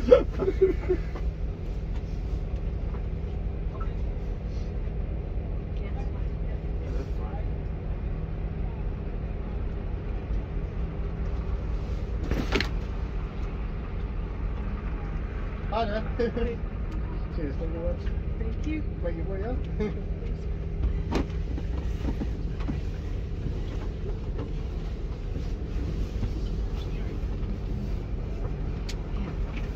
Cheers, thank you. Thank you. worries. Hi there. Good, thank you. I brought the front. Sponge. That's fine. Must have reserved. Not for lots of us.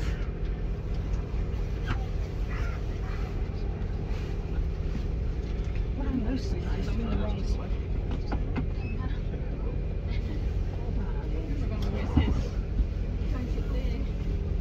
Oh, yeah. What am most surprised about is that we've been missing for the day. Was Dale Street that one?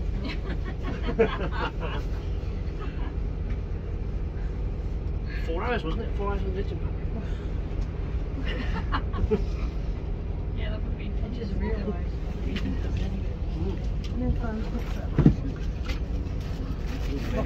SS Minnow, 2 hour tour.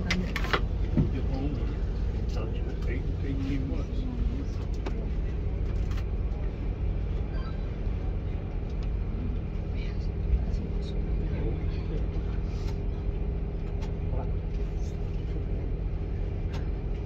So we're on tour at 20. So we did 20.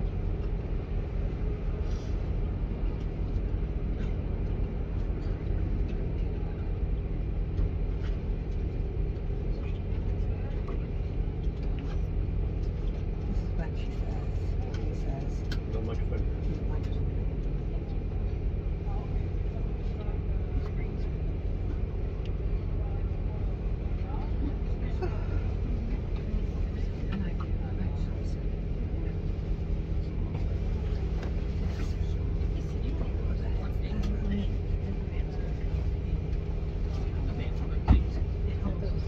Yeah. Yeah, because when I got to the church, they were out front, so I had to just wait. Somebody's sure shoot gonna come flop over that. They were waiting for It'll be neat. But it's fine, we can just wait a minutes, and then once they went in, then we went over and went through, so yeah. How was the walking parts? That's fine, yeah. It's only just a short top down, so yeah, it's good.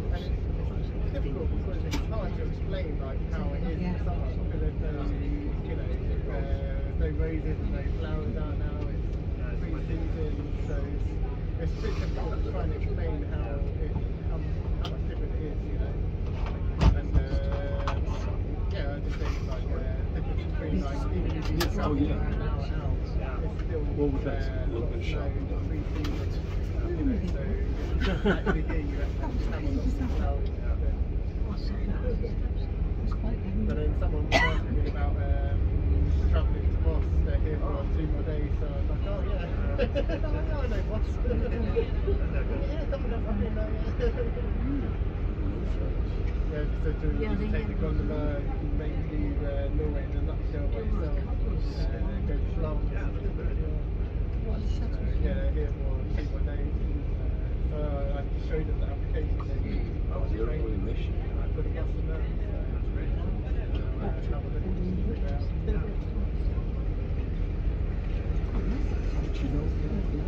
Had a few people they wanted to go shopping, and then coming up with stuff they wanted to do the same, so see if they do the emissions.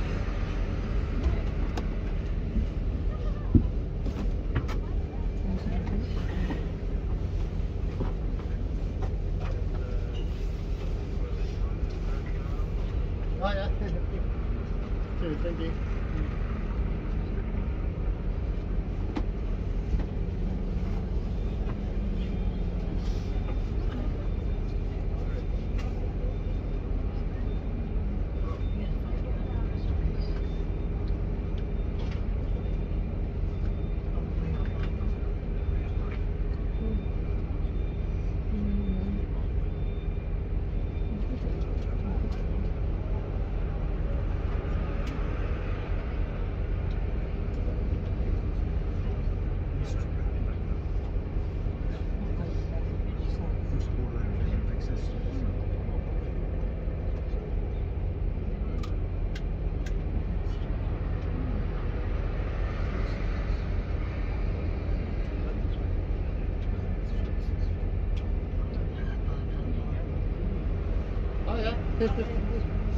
How are we doing, okay? Got Tina, yeah? Okay, let yourself on. Thank you. Yeah.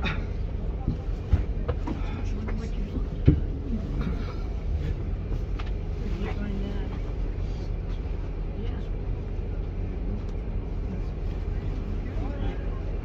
18. Should be.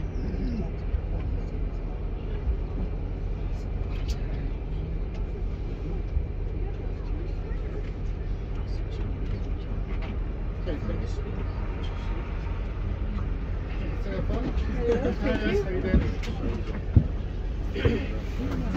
Head back to our usual. Yep.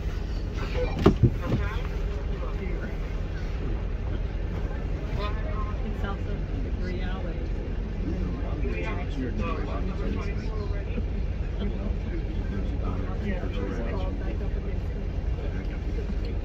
Oh, yeah. Yeah. Cheers. Take yourself on. Possibly. We've been in clubs. Yeah.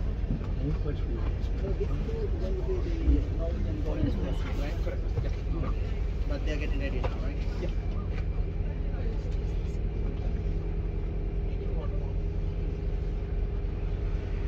Am I with the same bus driver?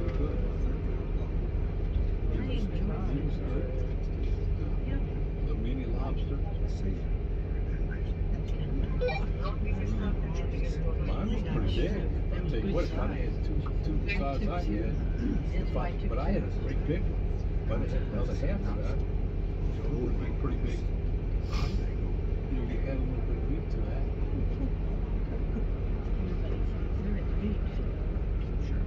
Laura and George, they were at the beach. They were. It said checked out for the week. For the week. I wouldn't mind saying. Would be the thing.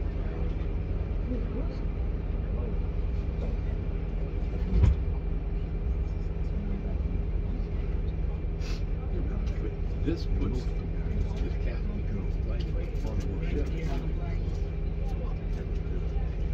It's an interesting look from this thing. Well, Anna's had that swept back. It did. It did.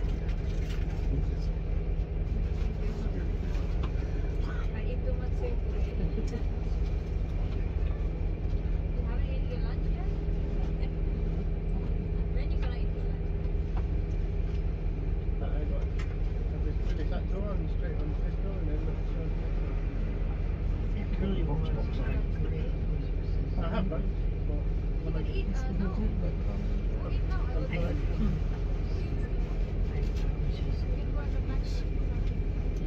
all of it.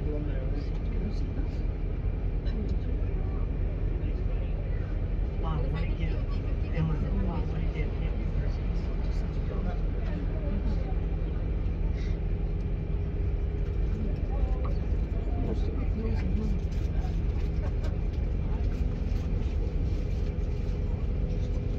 Hi. Thank you.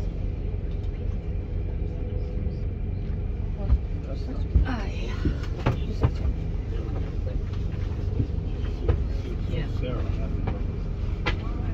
Cheers. Thank you very much. Make yourself comfortable inside.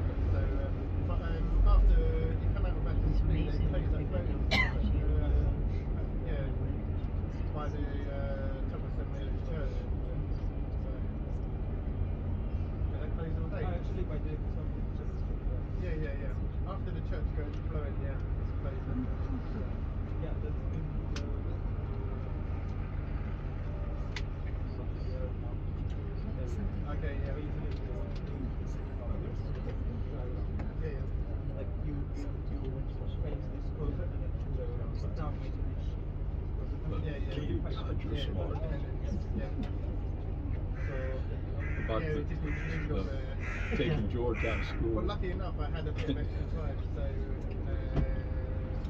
by the time I got back to Hiya. Ticket? I'm just going to run to the Wagon. toilet, actually. You okay? Yeah.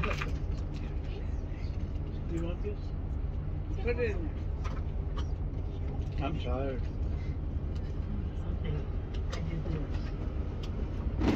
your shoes on tight too. I know. Oh, that's a good picture there. That's the first night. That's the first night. The first night you got one of the best pictures. I know. Standing there watching.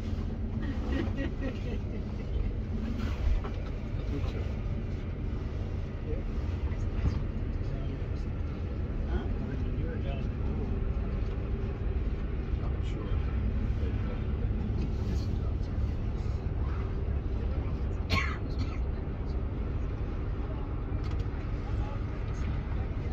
There's ice right there. Yep.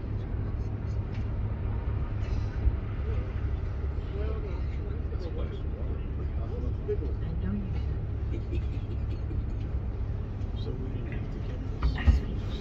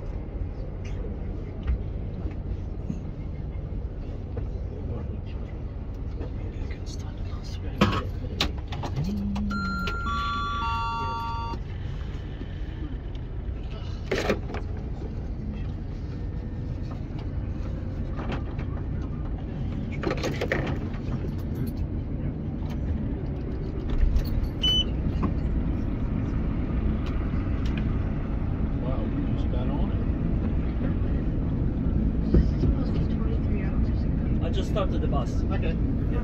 Yeah, I'm getting, yeah.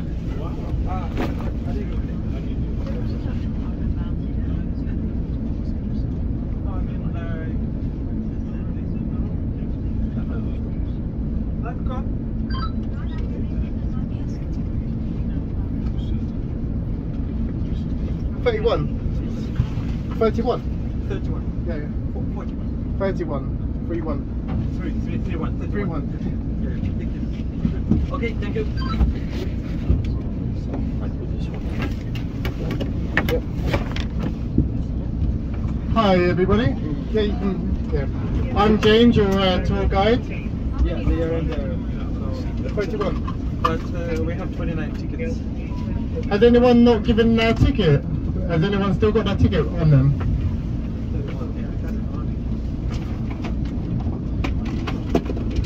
Oh, yeah, I've got 2 tickets. Oh, yeah.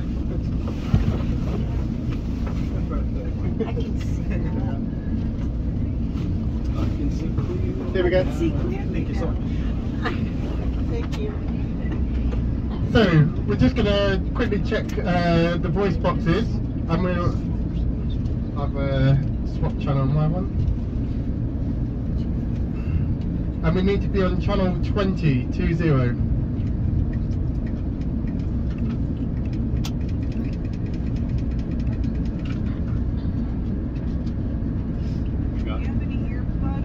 Any earplugs? Yeah, I should have some spare earplugs. 1 second.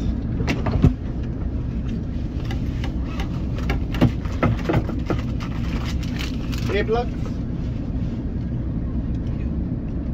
Yeah. There we go. So we can just quickly check everyone else's while we get ready. So channel number 20. Everyone's down channel number 20. You can hear me here as well. Okay, I'll go through the safety, and if you have any problems with them, you just let me know, okay? We'll need them when we go for a short walk a bit later, and I'll explain why. So I'm James, your tour guide, and this is Patrick, our driver. I just have to go through the safety information quickly, so please make sure your seatbelts are fastly tightened, because it's a law requirement here in Norway. And if we are stopped for any reason, you'll be encountering a heavy fine, because I've pre-warned you that you need to wear them. There are 2 emergency exits, one here at the front on the right hand side, and also one in the middle of the bus on the right hand side as well. There's a fire extinguisher under the front row seats just behind me on the right hand side. I also have a first aid kit as well if needed. There's also if in case of emergency, there are some hammers hanging up between the windows, and this is to smash the window in case of emergency, to escape via the windows. And there are 2 emergency hatches up on the roof. So we're going to make our way forward now, and I'll talk you through our tour today. Yeah. Speaking to the other guide, he said before we get to the church, there's another harbour bit that we can stop, and then we get out there to do the photo stop, and then I'll walk with the group to the church, rather than go to the church and then drive up to that other viewpoint. Okay. Do you know the one? Yeah, I know. Yeah.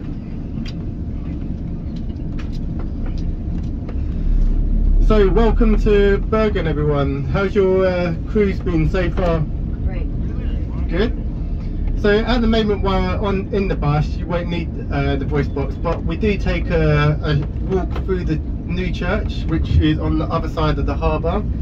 So it's best to have your voice box then, and to be able to hear me going through the church itself. And then after that we'll be having a short walk through Bergen itself as well. And also you'll need your voice box there, but while we're on the bus I'll use the microphone, because that's the easiest and best way to hear me.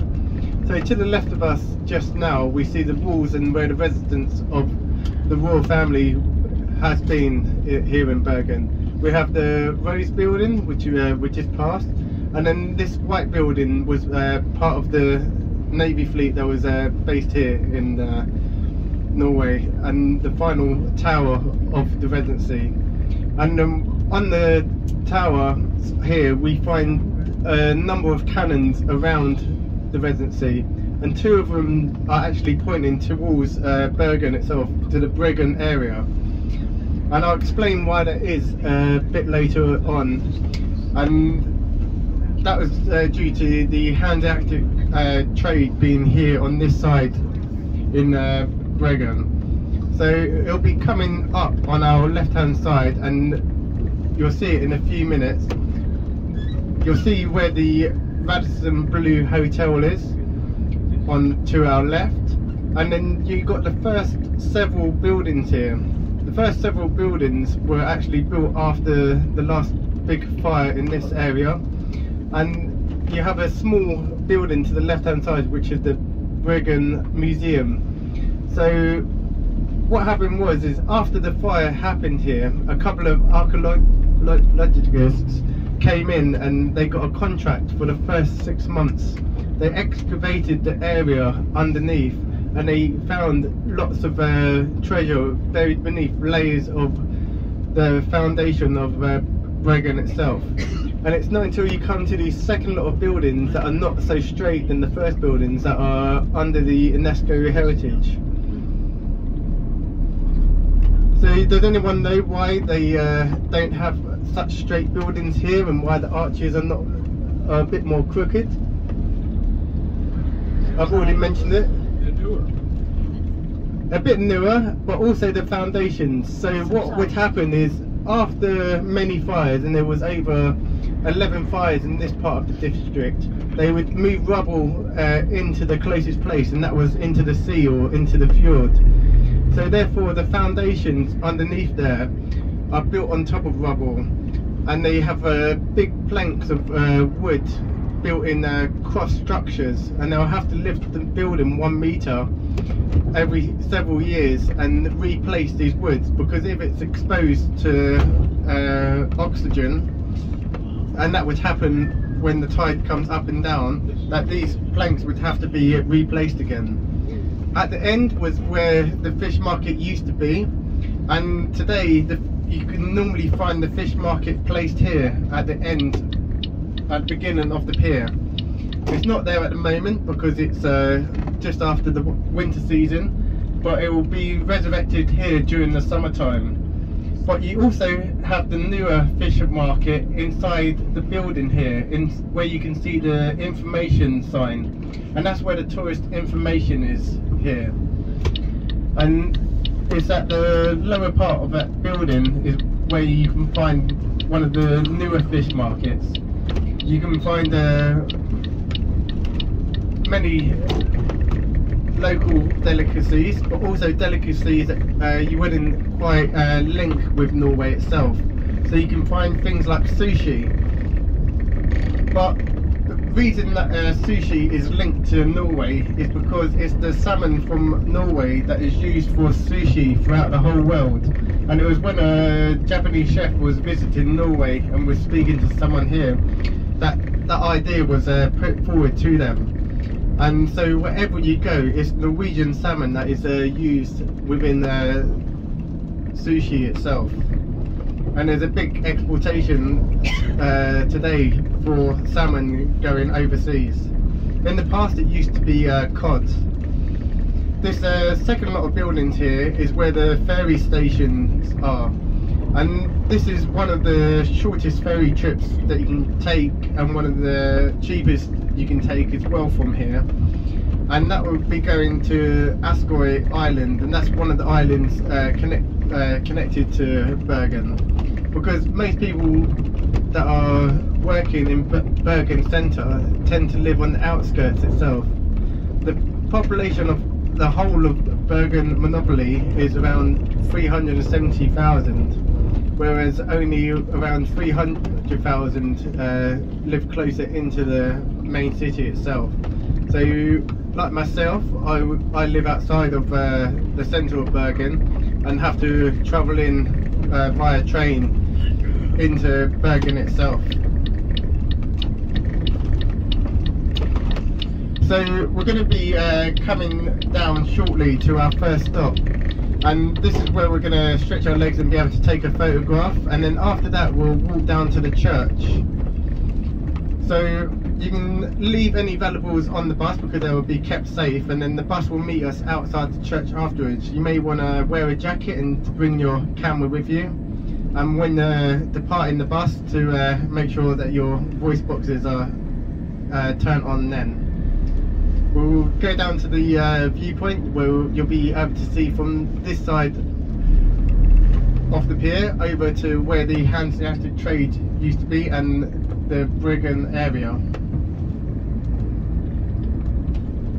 Don't forget we're on, I've not said yet, but we're on bus number 20 because sometimes there's more than one bus parked when we come out of church. And I also have my lollipop with me to for you to keep an eye out on as well.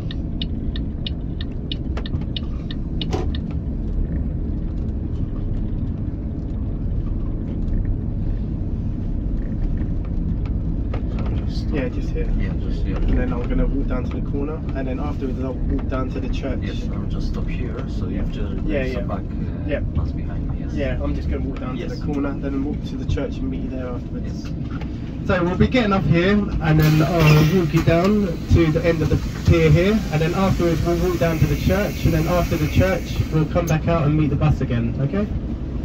I should wait here. No. Drive down to where you were earlier, when we come out the church. I should go now there? Yeah, after everyone's okay, gone, yeah.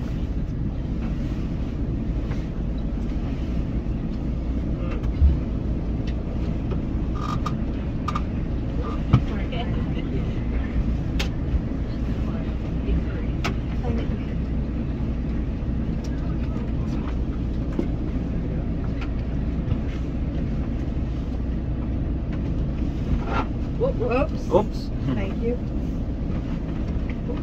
I put too much. I should have put my coat on.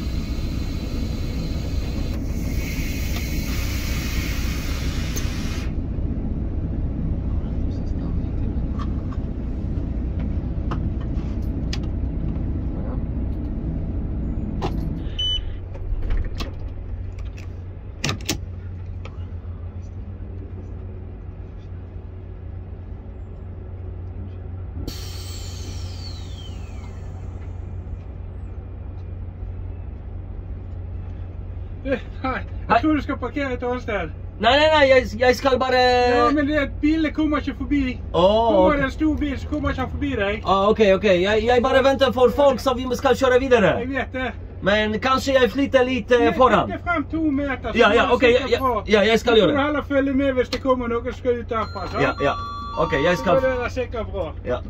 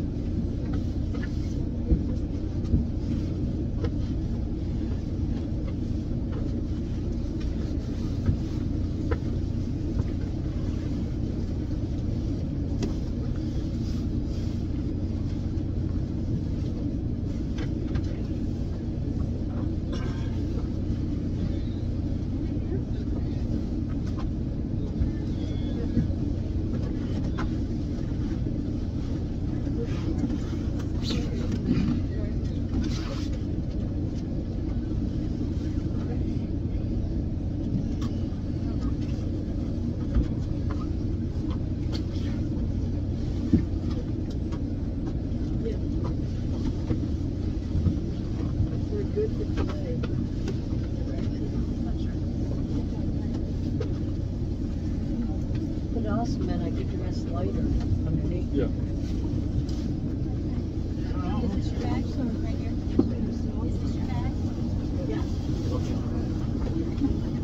You want to join?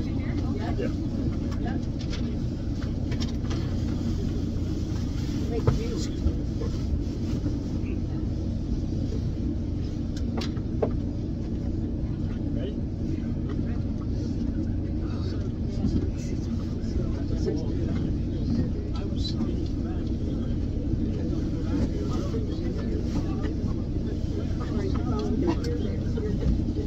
Thank you.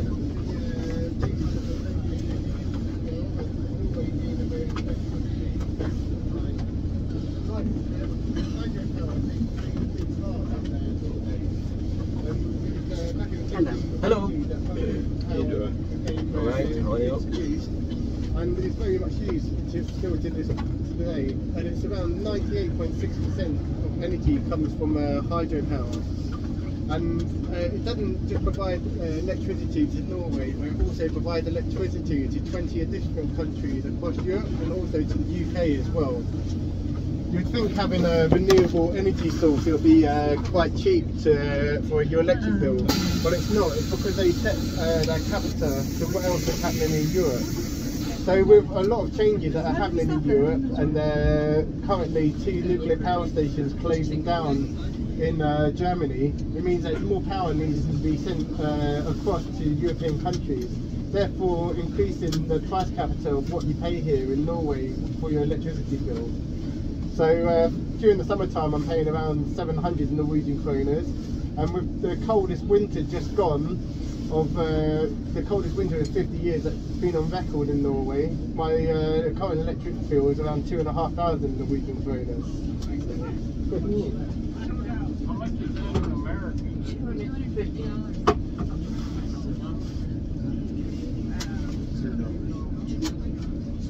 I know their hearts go up.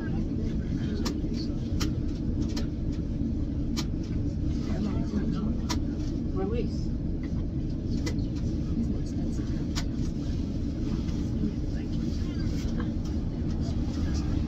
Okay. Alright, so then we continue.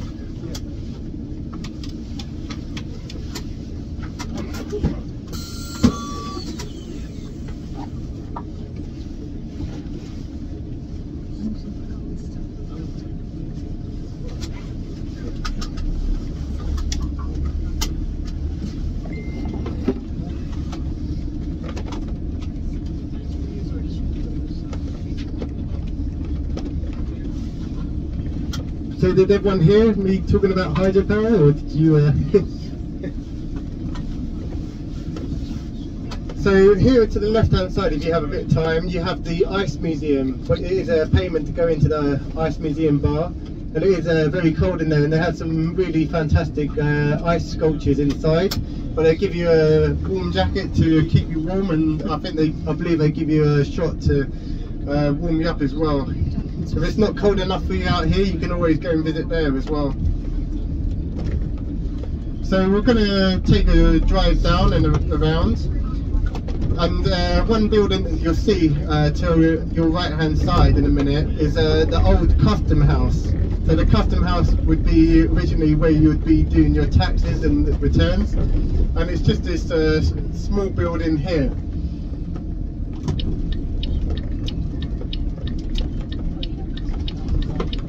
So Bergen itself was established in 1070, and as I said, the earliest period was backdated in 1100s. The first German merchants came in 1230 into Norway, but they were given more privileges in 1278.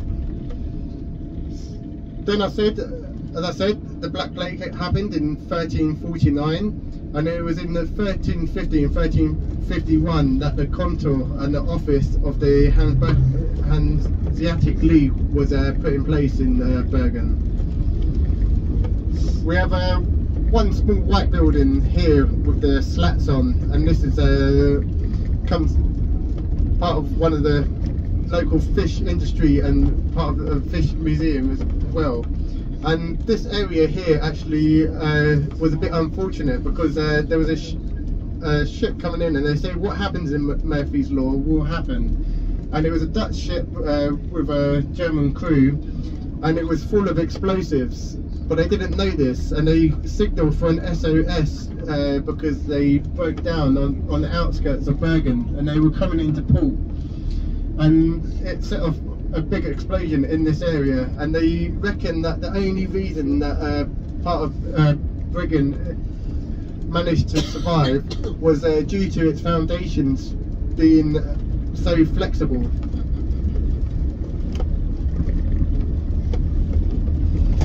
You have some really nice gardens and area walk path up through here, and this gives you viewpoints down into the fjord if you're able to make your way over to this later on today. But here to the right hand side of us, you'll see where the aquarium is of Bergen.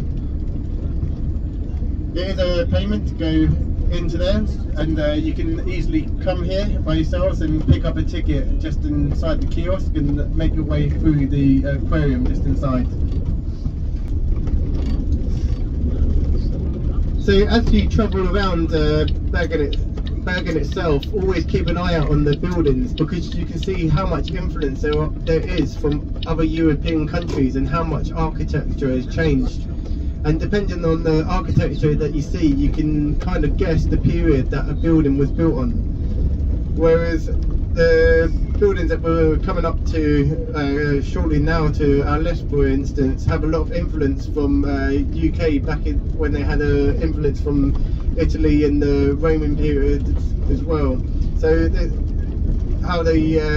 a lot of different influence depending on when the fires happened or what architecture was happening in the rest of Europe. Because as I said, a lot of European people were living in these areas, coming from UK, from Denmark, from Netherlands, from Germany and so forth.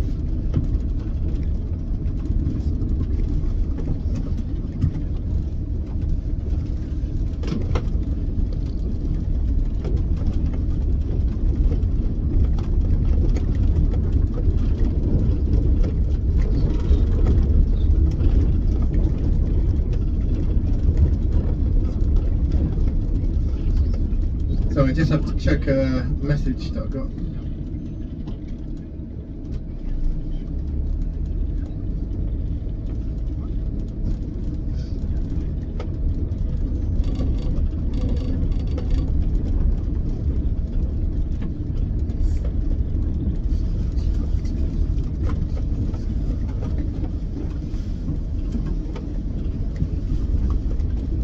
So the reason for a lot of cobbled roads and roads being so narrow through Bergen is because they were actually built and put in place for horse and cart in the time. So this is the other side of where Bergen is, and you'll be able to see another cruise ship. That's not yours, that's a cruise ship from Aida, and it's probably 3-4 times the size of what you came on today. Good looking, got pretty eyes. And Aida is tends to be a German cruise ship that was coming in.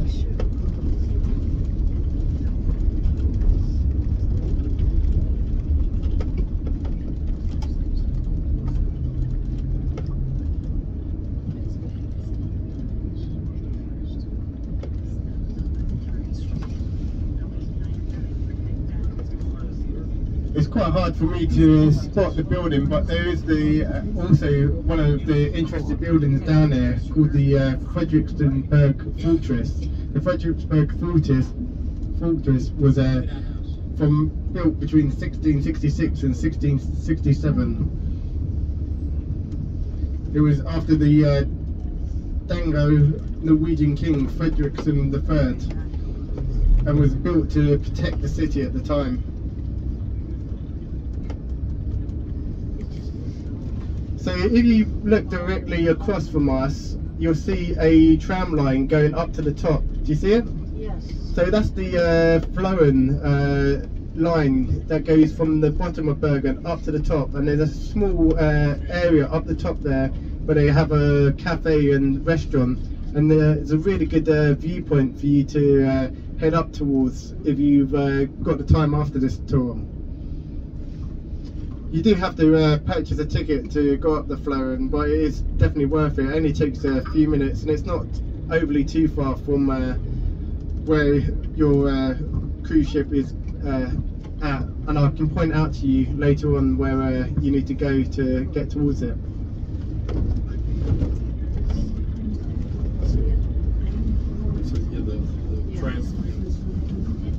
So we're going to drive down a few more minutes and we'll come to our next stop, and we'll be where the theatre, one of the old theatres of Bergen is. And we'll be getting out there and we'll be taking a short walk down the hill towards the rose gardens and towards where the fountain and what I say is one of the main hubs and centres of Bergen is.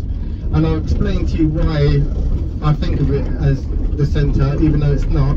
It's because it's where most people are coming in or going out from Bergen itself. And there's a few reasons behind that, and I'll point those out when we get down to it. So again, if you bring your cameras with you, and you can leave any valuables on the bus that you need to, but the bus will drive forward after we've got off, and he will pick us up in a different location afterwards. It's only a short walk down, so it doesn't take too long to get to where we need to get to afterwards.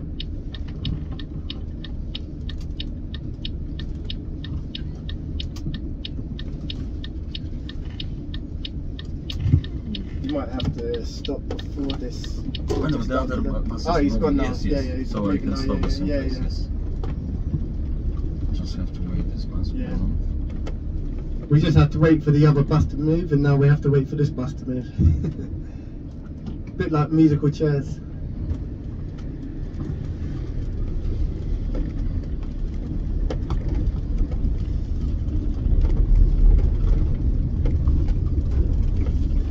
So here's where we'll be coming off the bus, and we'll be walking down to the left of us, down towards the Rose Gardens and down towards the fountain.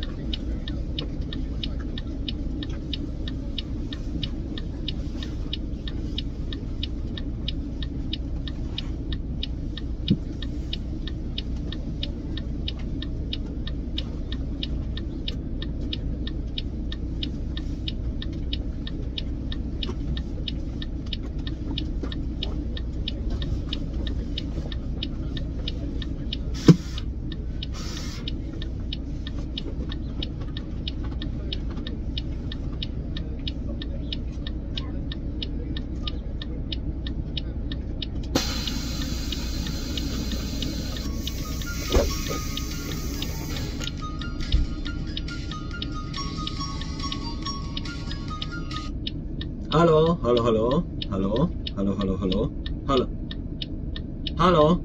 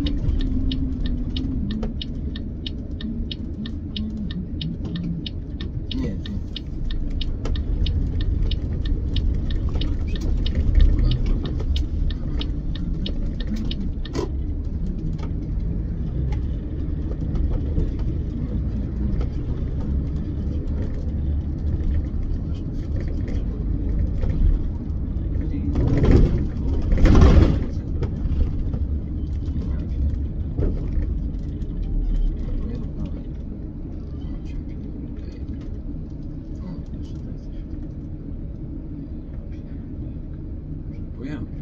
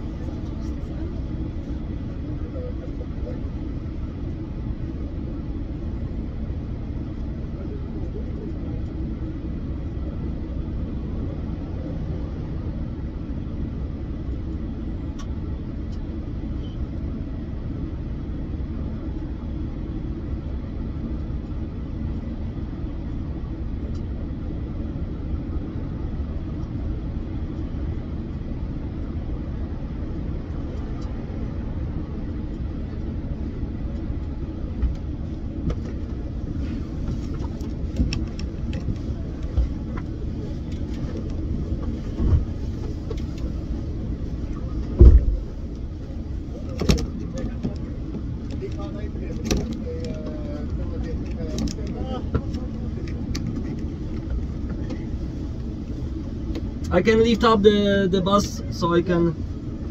Let's see.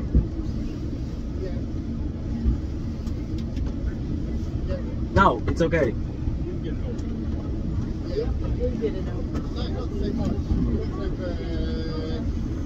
have so much area going up into the mountains and stuff. So for like a lot of main roads, for like example, the E16 is one of the main connections from Barking to Bergen. And it's the main highway, you can consider it as a highway. It's not even as wide as this road that we have here. Wrong one going on. Yeah, I mean, the maximum speed limit is 80 km. Hello again. Hello again. Welcome back. Thank you. Yeah. So, it is a lot slower and often reduced the road. And the way that is that they will come down and go to a lane or something like that. They'll have, signs to let you know. During the winter time, they'll be, But, it's not, and so. Yeah, it can happen. I mean, one of the biggest things is now is due to climate change and stuff. So during the winter time, the snow and ice is melting, and it makes a layer of ice underneath. And then the ice gets thicker and thicker, and it comes to a point where they can no longer get the food through the ice. So they end up going starving. So and then end up dying from starvation rather than being hit. It tends to be the moose that gets hit by things like trains or the buses, or cars, and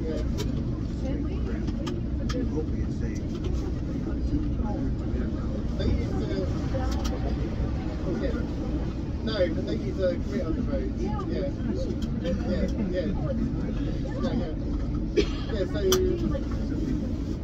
they do. Yeah, they'll go after the winter. They do go around and they do clean it as well on the road and on the pavements as well. So yeah, they do. They do. They do put the effort in to clean it back up again afterwards. So with salt, it's not so good for the roads. For the cars and the environment sometimes, because when salt melts, it's going to go back into the streams and rivers, so it's going to affect fish, for example, and That's other in Virginia. things. I mean, that's been one of the other things, thing that's happened. So these parts back in the day, and that used to be on the Catholic side thing in a lot of European countries. They had the dry here, which was rich in protein and vitamins. And then as time's gone on, they've gone on to salmon now, so they have a big exportation of salmon. So you see a lot of farms, and today they can go to a farm with a colour chart, and they can say, okay, how big do you want your salmon? And depending on how big they want it, depending on how much it costs, and they just give it feeds and stuff. Well, what happens is they end up escaping and then, breeding with wild salmon and stuff. A lot of lords used to.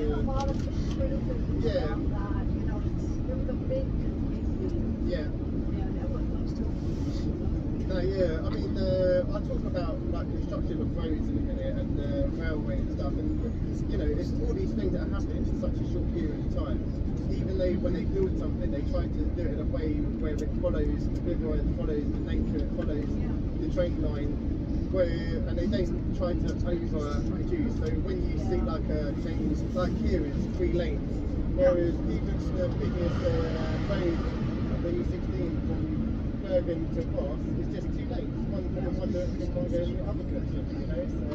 So there's no like lights on the sides of the road, on the main road, motorway. There's no traffic lights or anything. Only when you come to the main city at Bergen and Oslo, you can get to that. So yeah, exactly. I better count everyone. That's okay. I'm happy to answer and talk. I don't know if everyone else heard, but.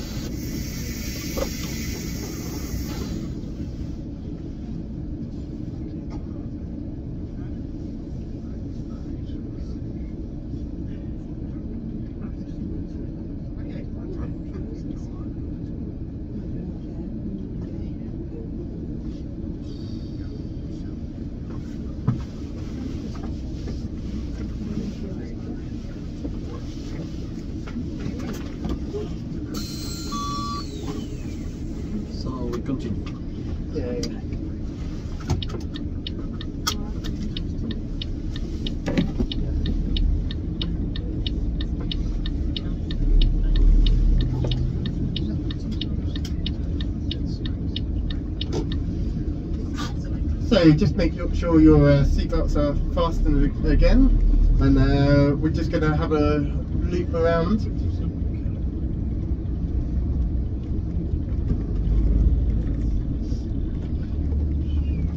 So it's quite tricky to explain how different this is during the summertime and once all the bloom does start coming through.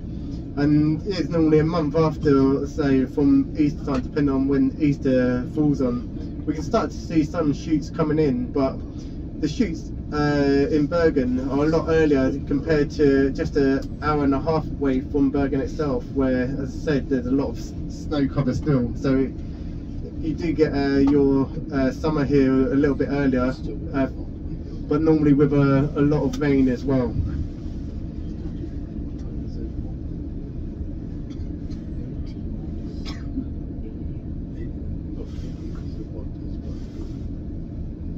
Well, that's Eastern time. Yeah, just mark.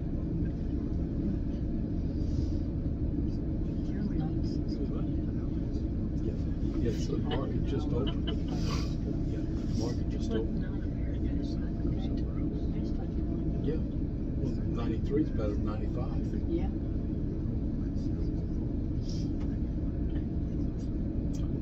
Buy it down. If it goes down, buy it again. Buy it down. So you might be able to see one statue behind this cafe here, and he is the first Prime Minister of Norway. Statue of Christian Minchison. He was born in 1857 to 1925.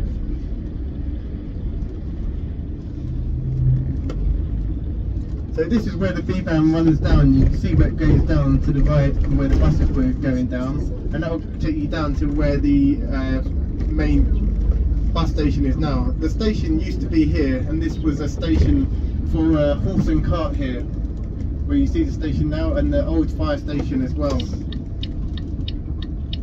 And then this is where the old town hall is, this small white building here just on the end. And if you were to go straight in ahead of us, that will bring you into the back end of Bergen itself, and then you could walk down towards the UNESCO Heritage Area.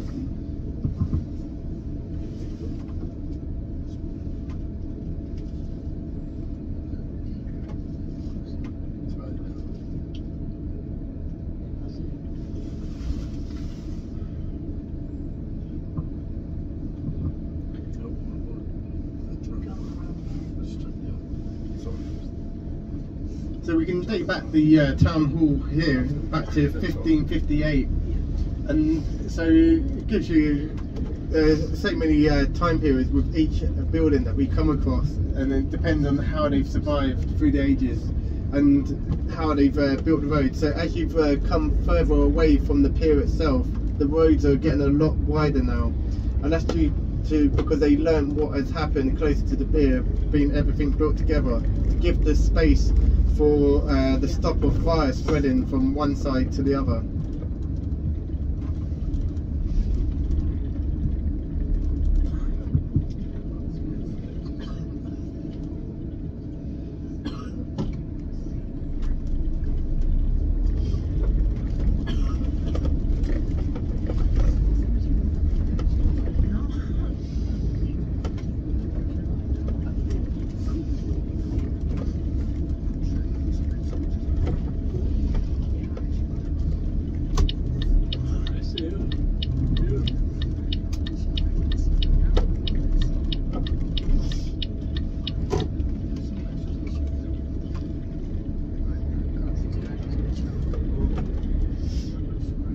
So we're heading down to where the train station is, and once we turn to the right, the train station is going to be to the left of us. Originally the lines were built from Bergen to Voss, and that was in 1803, and then it was finally finished from Bergen to Oslo in 1890. And the significant thing about the train line was it was the second or fastest way of transportation after the fjord, because the fjord used to be the main transportation from one place area to the other. And here's where Bergen station is, just to the left of us, this big building here we see to the left with the clock on the front. So originally it could take over 24 hours to travel from Bergen to Oslo. With the train line being put in place, and when it was finally finished in 1890, it only took 7 hours to go from Bergen to Oslo. It wasn't until 1990 and 2000 that a lot of the main roads were actually being built and put into place. So it's quite a new infrastructure in some ways, the roads. But when you actually travel the roads from Bergen to Oslo, especially the main road like the E16, and the E16 is the busiest road in Norway, but when you go down this main highway or road from Bergen to Oslo, there's only 2 lanes. There's 1 lane going one direction and 1 lane coming in the other direction.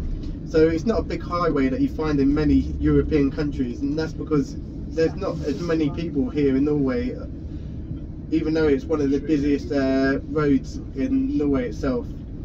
Just behind this building you'd actually come to where the main bus station is as well of Bergen, and that's where also a lot of people living outside of Bergen will either come in via bus or via the B-Bahn, or they'll come in via the train, and then they'll, or travelling out from here, going back out again. Is anyone staying in Bergen tonight or flying out from Bergen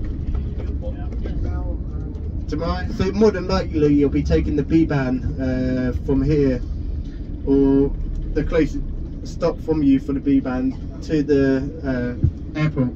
Is that your plan, or? How far is the airport? How far is the airport? About 40 minutes on the B-Bahn? Well, No, we have Maybe a bus less? from the- You have the bus? ships don't transport. Okay. I was talking to a couple of people on the previous tour I'd done, because I'd done this tour just before this, and they were taking the I was showing them the application for the B-Bahn. So this is to the left of us now. This is the backside of the Edward Greeks hall, and this hall was put in place for, and up to the top you may see the concrete structure that is put in place, and that's the concrete put down into place for the acoustics and to have the right acoustics within. And it was an academy for him and for the music that he has composed. And you have this building here where a lot of students would previously come and stay as well, and would be some of the old grounds for Edward Grieg as well.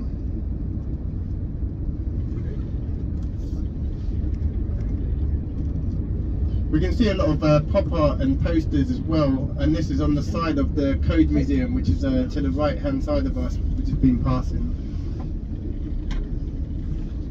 And then we're going to turn back to the right once we can go forward, and then we'll come back past the Rose buildings again.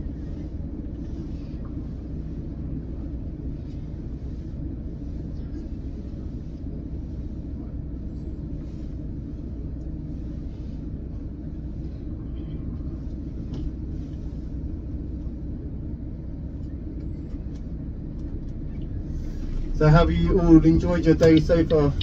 Been good? Yeah? You got plans for another tour afterwards, or are you just going to enjoy the city? Go to sleep. Crash. We went out earlier. Okay. It can be quite a long day. Were you delayed coming into Poole this morning? Yeah. Yes. Yeah. I had about 3 different messages kept on getting update of what time we're going to start and finish. We were about 8 hours. 8 hours? We're about 2 hours late. Started. Ah. Well, we turned around. Turn around? Turned around and back to the dock and lost about 8 or 9 hours. Oh my god. They made up a good bit of it. Yeah. Well, you got here in the end. Yeah, because this tour looks almost new.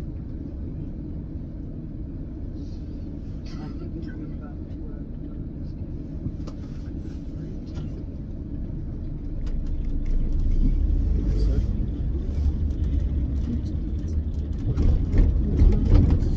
I think we enough time to do the same as before.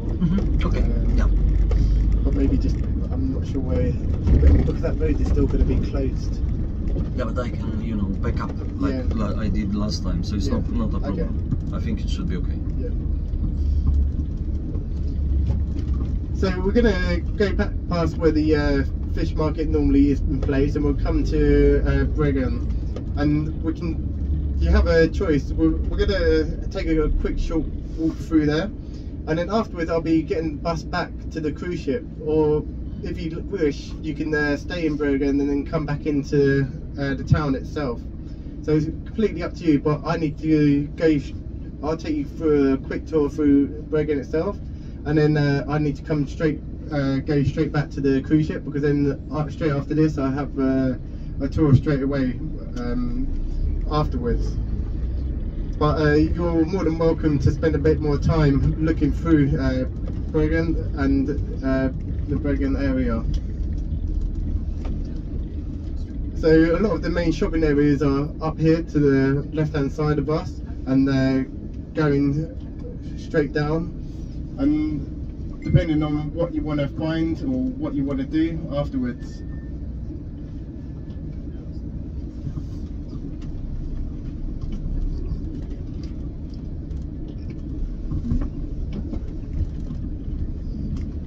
We'll see what time it is when we get done, because we have to be back before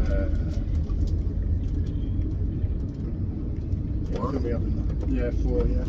Okay. So it's like half an hour. Yeah. So I think we have enough time to do this thing.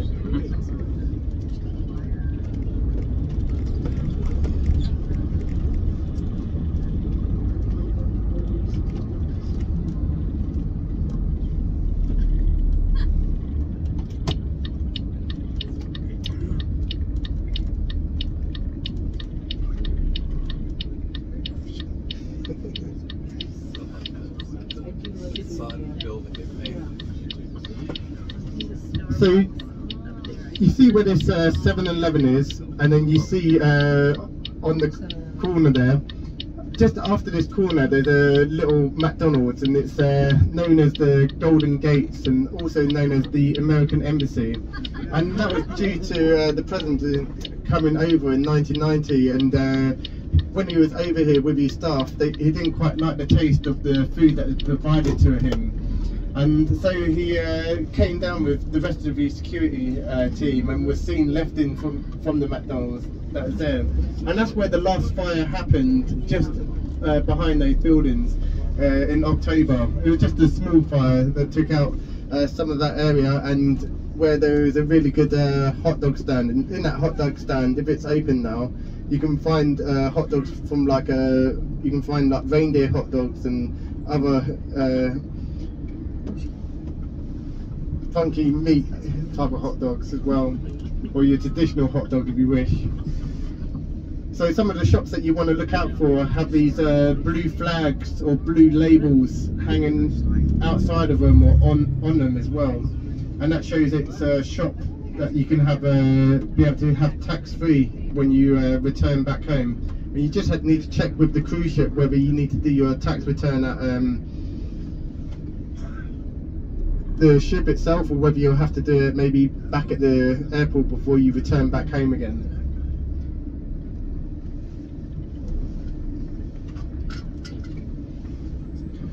So if you look on the side of the building, you see lots of different shields and symbols, and a lot of these are not just from Bergen itself, but also from the rest of Europe, especially when the hands-directed trade were here. So on the side of this building here at the end, down on the middle part of the building, you can actually see a lot of emblems from, and it says on top, from Bergen at first, and then you see from London, and the other locations that the hands-directed trade were actually located around the rest of Europe as well.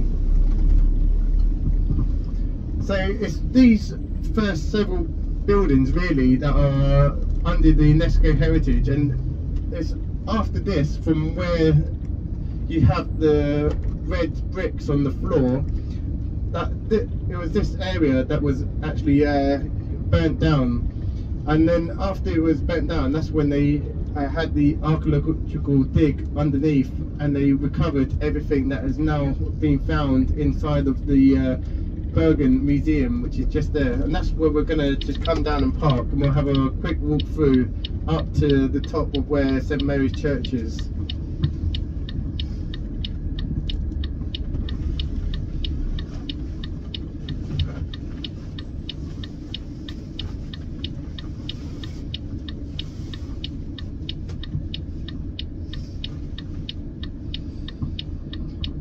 So just in front of us, you'll see the two cannons pointing in this direction, and the two cannons pointing in this direction at the bottom of, at the top of the wall there in front of us, were pointing towards Bergen, because that's where the Hanseatic trade were placed. It had over 1,000 people living and staying in that location, and in the past a lot of people were carrying arms in the past, so they always had to have an eye on their side to make sure if any trouble or uproar did happen, that 1,000 people weren't marching and coming towards the palace itself or the grounds of the king at the time.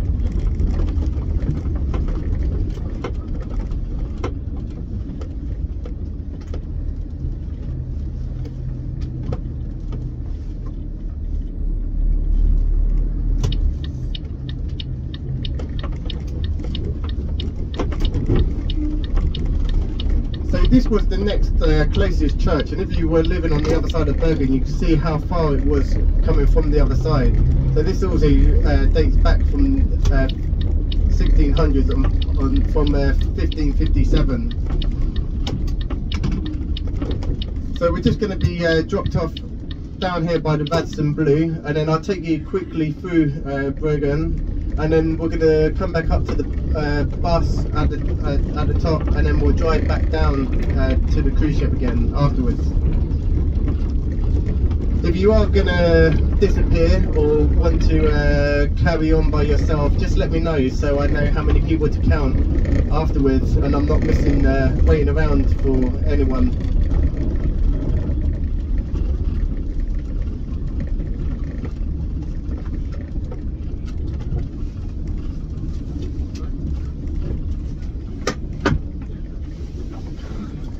Okay, we'll see you back up. So.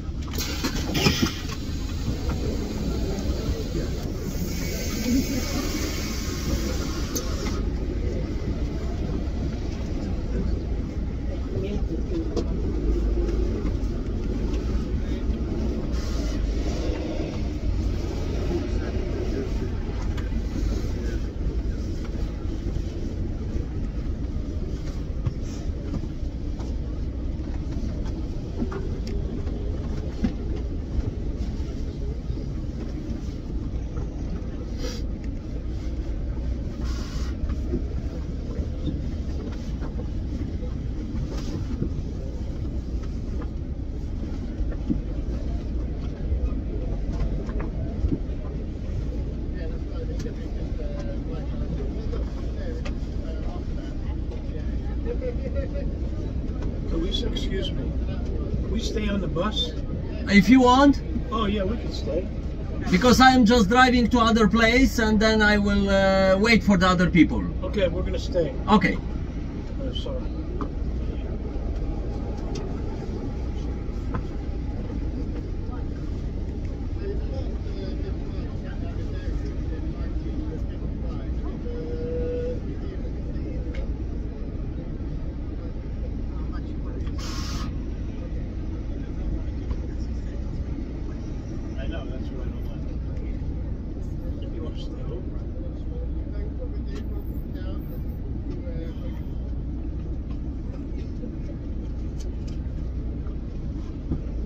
To give you this, thank you. Oh, okay. Thank you. you. Yeah.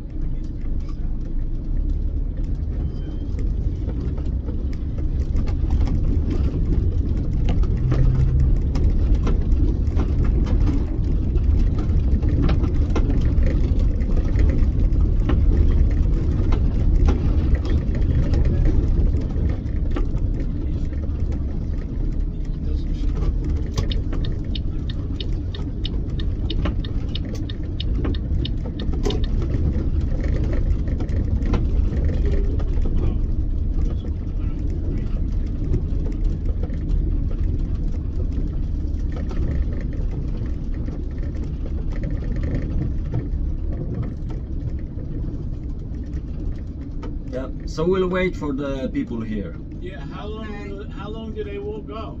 Not so long, because I think we have to be 4 o'clock at the cruise ship. So it's like they have 20 minutes, so they have to be like maybe 15 minutes back. Yeah, so they gotta walk all the way back here. Yeah, because he just, you know, he will take them around the... You can't see anything. No. Where are you from? I'm from Poland. And you are... You know where Krakow is, right? Yeah, I know. We wanted to go there. Have you been in Poland? Never. No, we had plans to go there, but because of current circumstances and before that, you know, years back when everything started, Yeah. we canceled the port. Oh. You know why, right? You mean because of Ukraine and COVID? Russia. Oh yeah, this the war, yes. Yeah, But you know, I mean, of course, now maybe in Poland there is less tourists because of the situation. It's unstable. You don't know if the Russians will attack Poland or, you know. And you don't know if we'll be captured as tourists.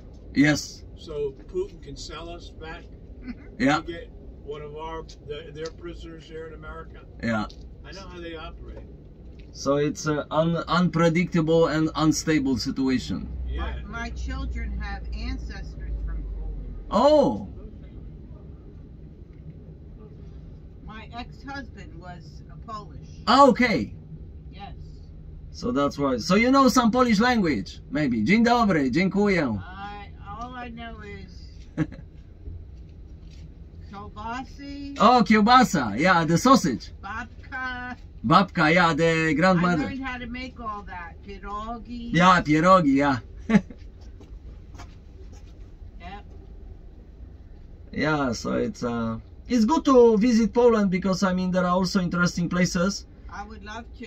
And Are they Poland- in Częstochowa? Oh yeah, Częstochowa, yeah, that's the you could say the main place for the Catholics in Poland. Yes. If the war ends, we may go there. Yeah, you know, I think, you know, well, you know, I travel between Poland because my wife and 4 children, they are in Poland. Yeah, we are, so I travel back and forth, you know, I work here and she used to live here 5 years, our 3 children, they are born here.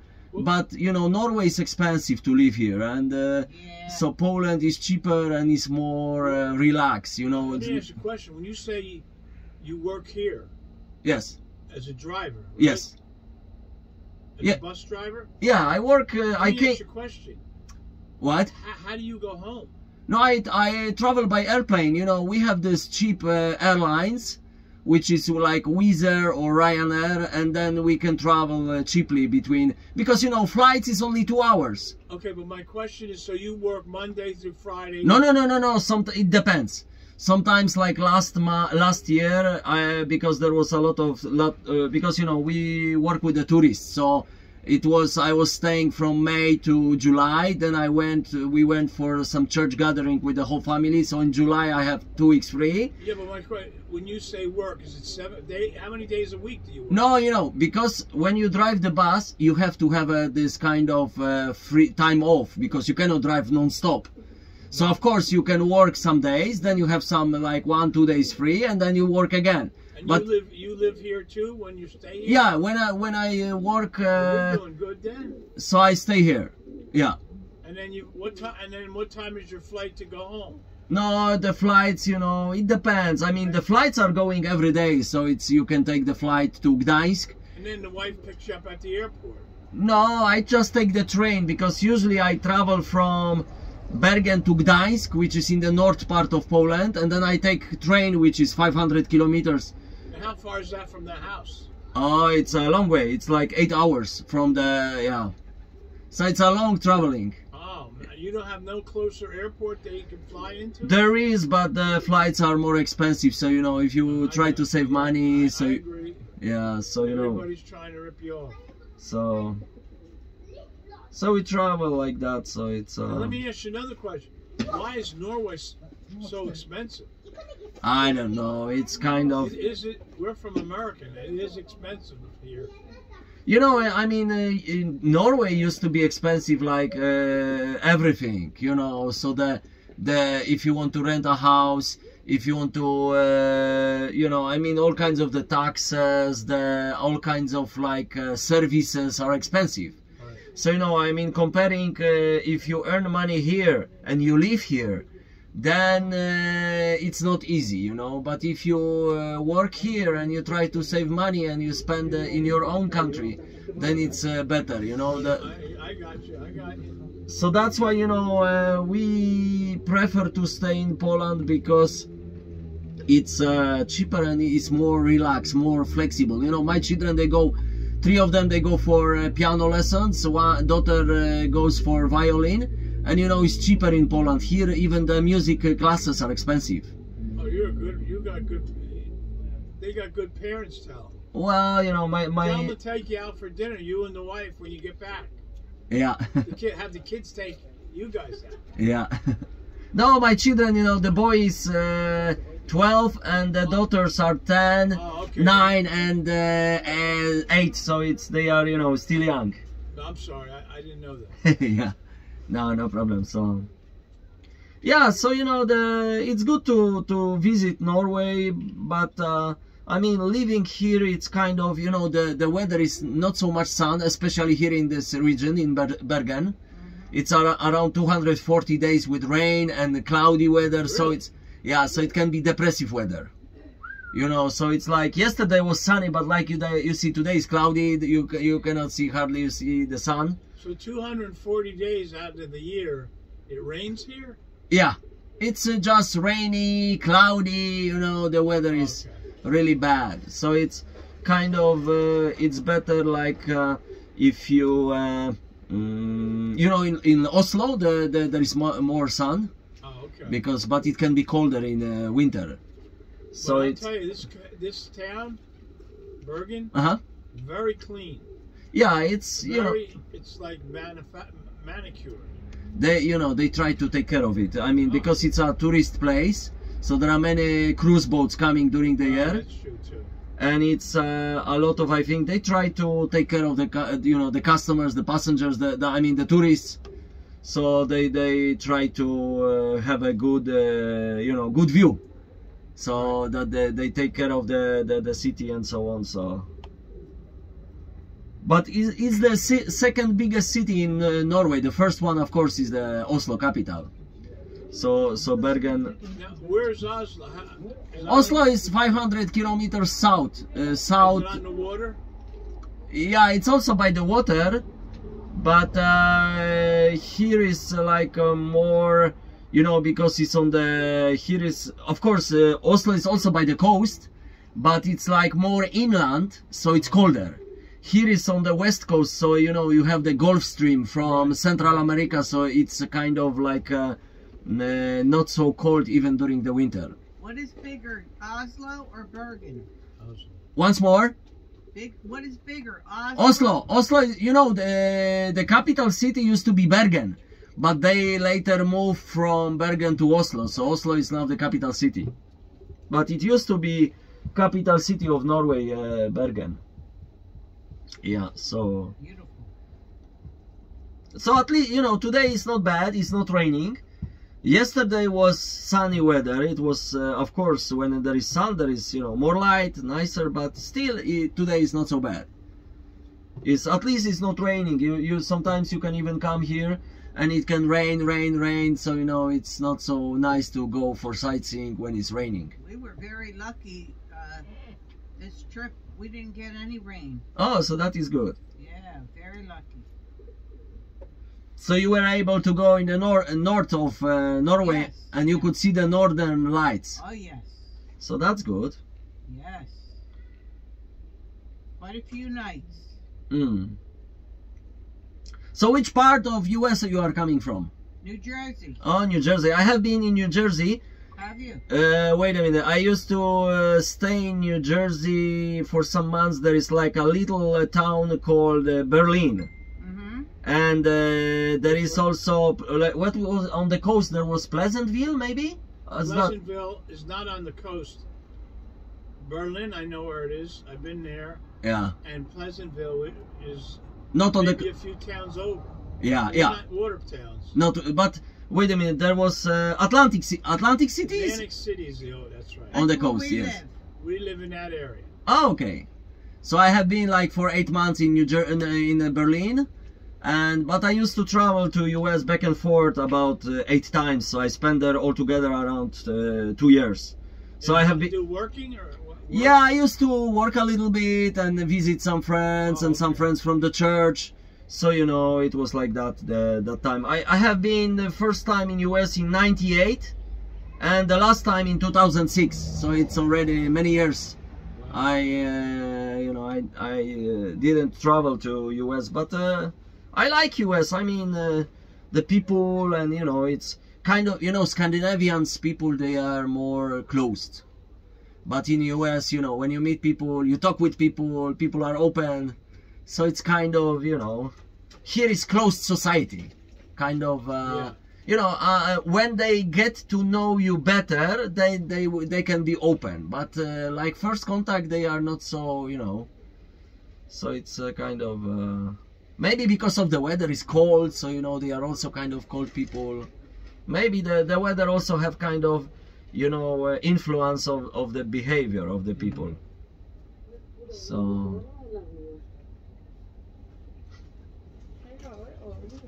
But if you have a chance, you know, you could go up on this Floyen. You know, there is this funicular, which you can just there is like a train going up and up there, and it is a beautiful view from the top of there. Okay, you are back. Yeah. Okay, nice. How would you get up to the train to go up to the top of the mountain? You can walk straight down here to the bottom of Flowen station, and then that will take you up. Oh, that's right. So it's about 15 minutes to Yeah, from the bottom of Flowen, you're probably 15, 20 minutes back to the way. Yeah. Oh, right, so Yeah, very useful. Yeah.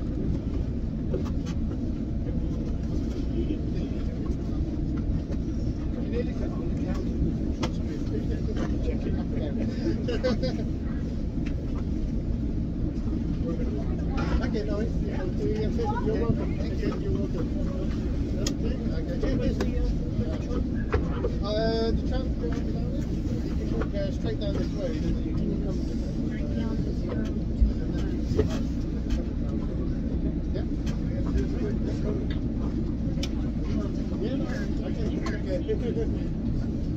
Another two. You're back.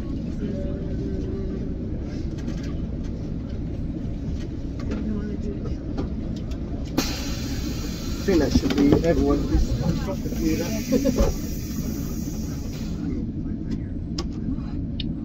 It could be up like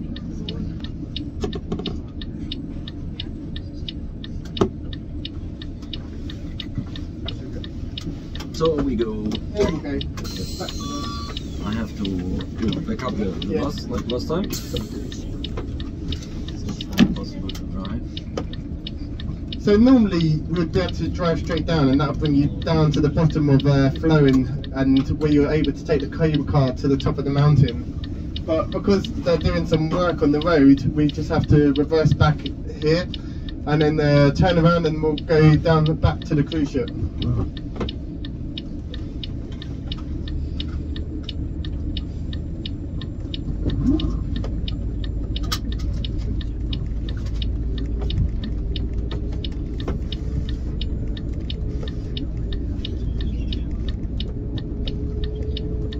Worked out quite well.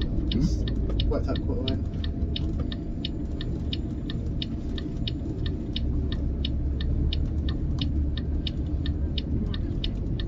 So one of the things, if you've we've visited a few churches already, when you go around the actual graveyards of the church itself, and you see how big or small the gravestones are, they're no bigger than 1 metre, and that's due down to the local commune deciding on how big a stone can be. And doesn't matter what lifestyle you had, or how rich you were, they could be no bigger than 1 meter. And everyone has equality in Norway, and everyone is born the same, and everyone also dies the same. And that's why most gravestones are no bigger than 1 meter. At this church you have a slightly bigger area of around from where someone is buried, and they have a raised plinth or platform. That's a bit uncommon in most churchyards, because you just have a small area from where your headstone is, and that's just to keep everyone the same at death as well as at birth as well.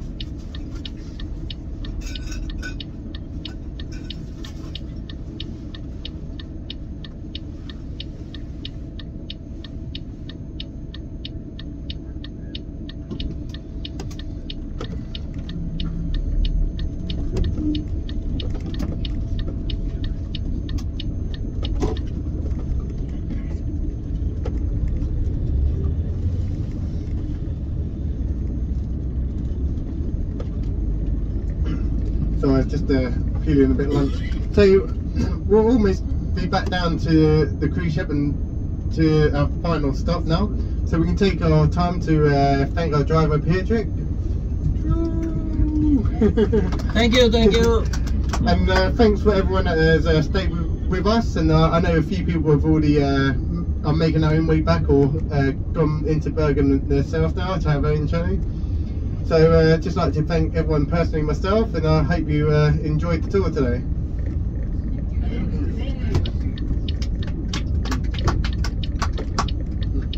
If you have any other questions when you get off, don't hesitate to ask me. And when you exit the bus, you just have to go towards the back of the bus and back past the bollards and then down towards the into your station towards the cruise ship.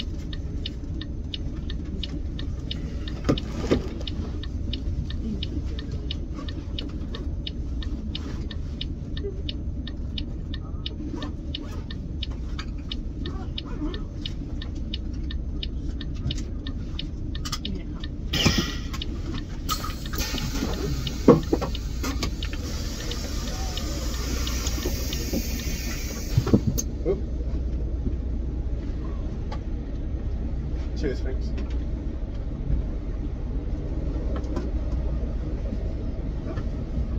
Thank you. Welcome.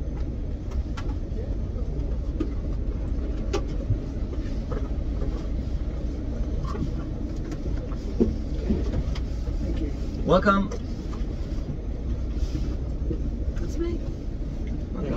Welcome.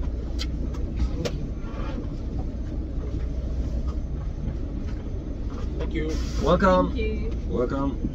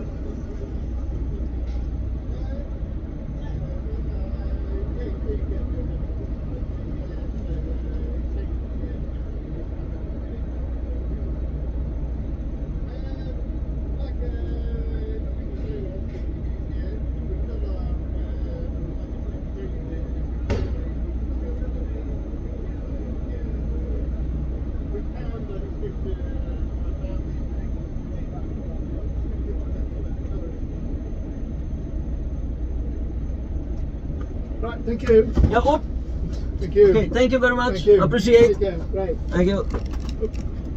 I think I might be with you again. Yeah, maybe. If Yeah. not, I have to exchange with you some money. No, I think some- maybe because I'm working up to 7, so maybe you have one more tour or more? Yeah, Okay. one more.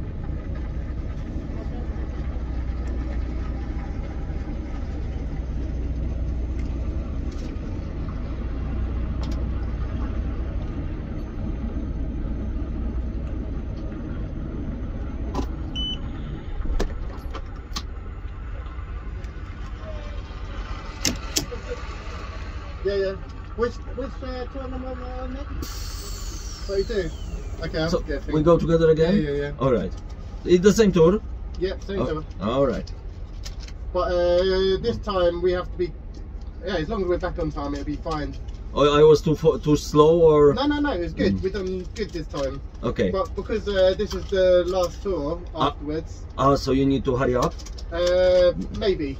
Okay, so you let me know. Yeah, we can't be back too early, you know? Oh, yeah. You know how it is. I know, because the people might complain that. Yeah, exactly. So you just let me know if you want me to drive faster or something, so, Yeah. you know. But we've done good so far, so it's worked out well. Okay, so that's good. So you are many years here in Norway? Since 2020. Okay, 2020, so you are 4 years. Yeah. And you are with the whole family here? Yeah. With my girlfriend and 2 children. Okay, I have 4 children. My wife is in Poland, so. Okay, where's she from in Poland? We are in Radom. You know Radom? Okay, yeah. From Warsaw, you travel 100 kilometers south. Yeah. She's from Warsaw. Oh yeah, your Yeah. your wife? Yeah. Oh, okay. So you know some Polish. Yeah. Jak się masz? Dzień dobry. Dzień dobry, dziękuję. Dzień dobry. Proszę. Pierdolę. O! All bad, you know, all the good words, some good words and some bad words. Of course. But you met. Okay, thank you. You met each other in UK. UK. Yeah. Okay, so, and then you decided to move here. Well, she came here to work for a season, and then she was pregnant with our first child. Okay. And then we're deciding whether to have the baby in Norway or have the baby in UK or have the baby in Poland.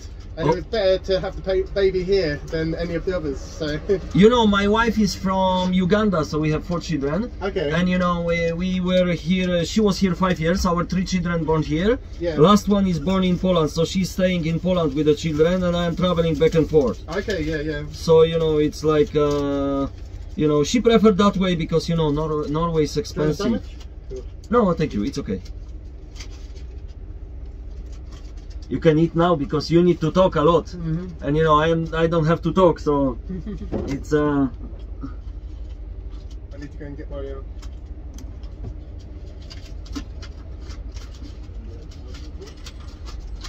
same again.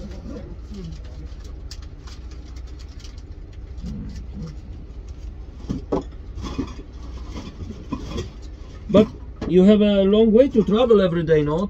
From Vos. I'm not here every day. Oh yeah, okay. We're normally based in. I was working on Tuesday, but in Flum. Oh yeah, I'm from. Okay. Yeah. So it's closer.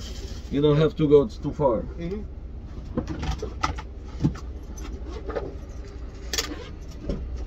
Well, most of the guides haven't started this season yet, so because I'm a local guide, they called us to come here. I'm here on Wednesday as well. Okay, so you are local guide for here or for Flom? For Voss, Flom, Eightfjord, Okay, Vic. so that's good. Which place do you prefer? Probably like Flom and Voss and Eightfjord. Yeah. I've been to Eightfjord a lot. Mm. Like 2 years ago, I was working there many times. Mm. I like it's small and I like the place. It's got Yeah, yeah. Yeah, it's nice. Yeah.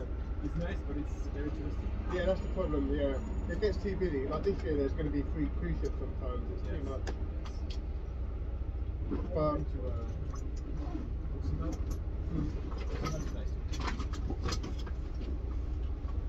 So I take the flag, okay, yeah. and then I stand with a. I haven't gone to get it yet.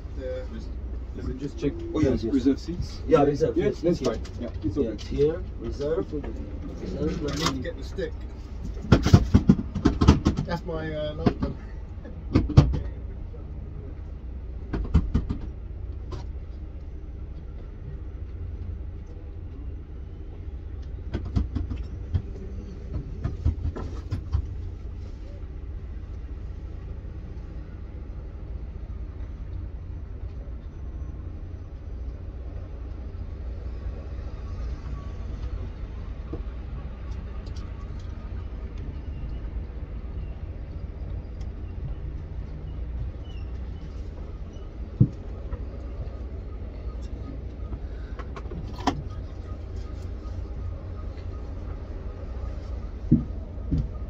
Good.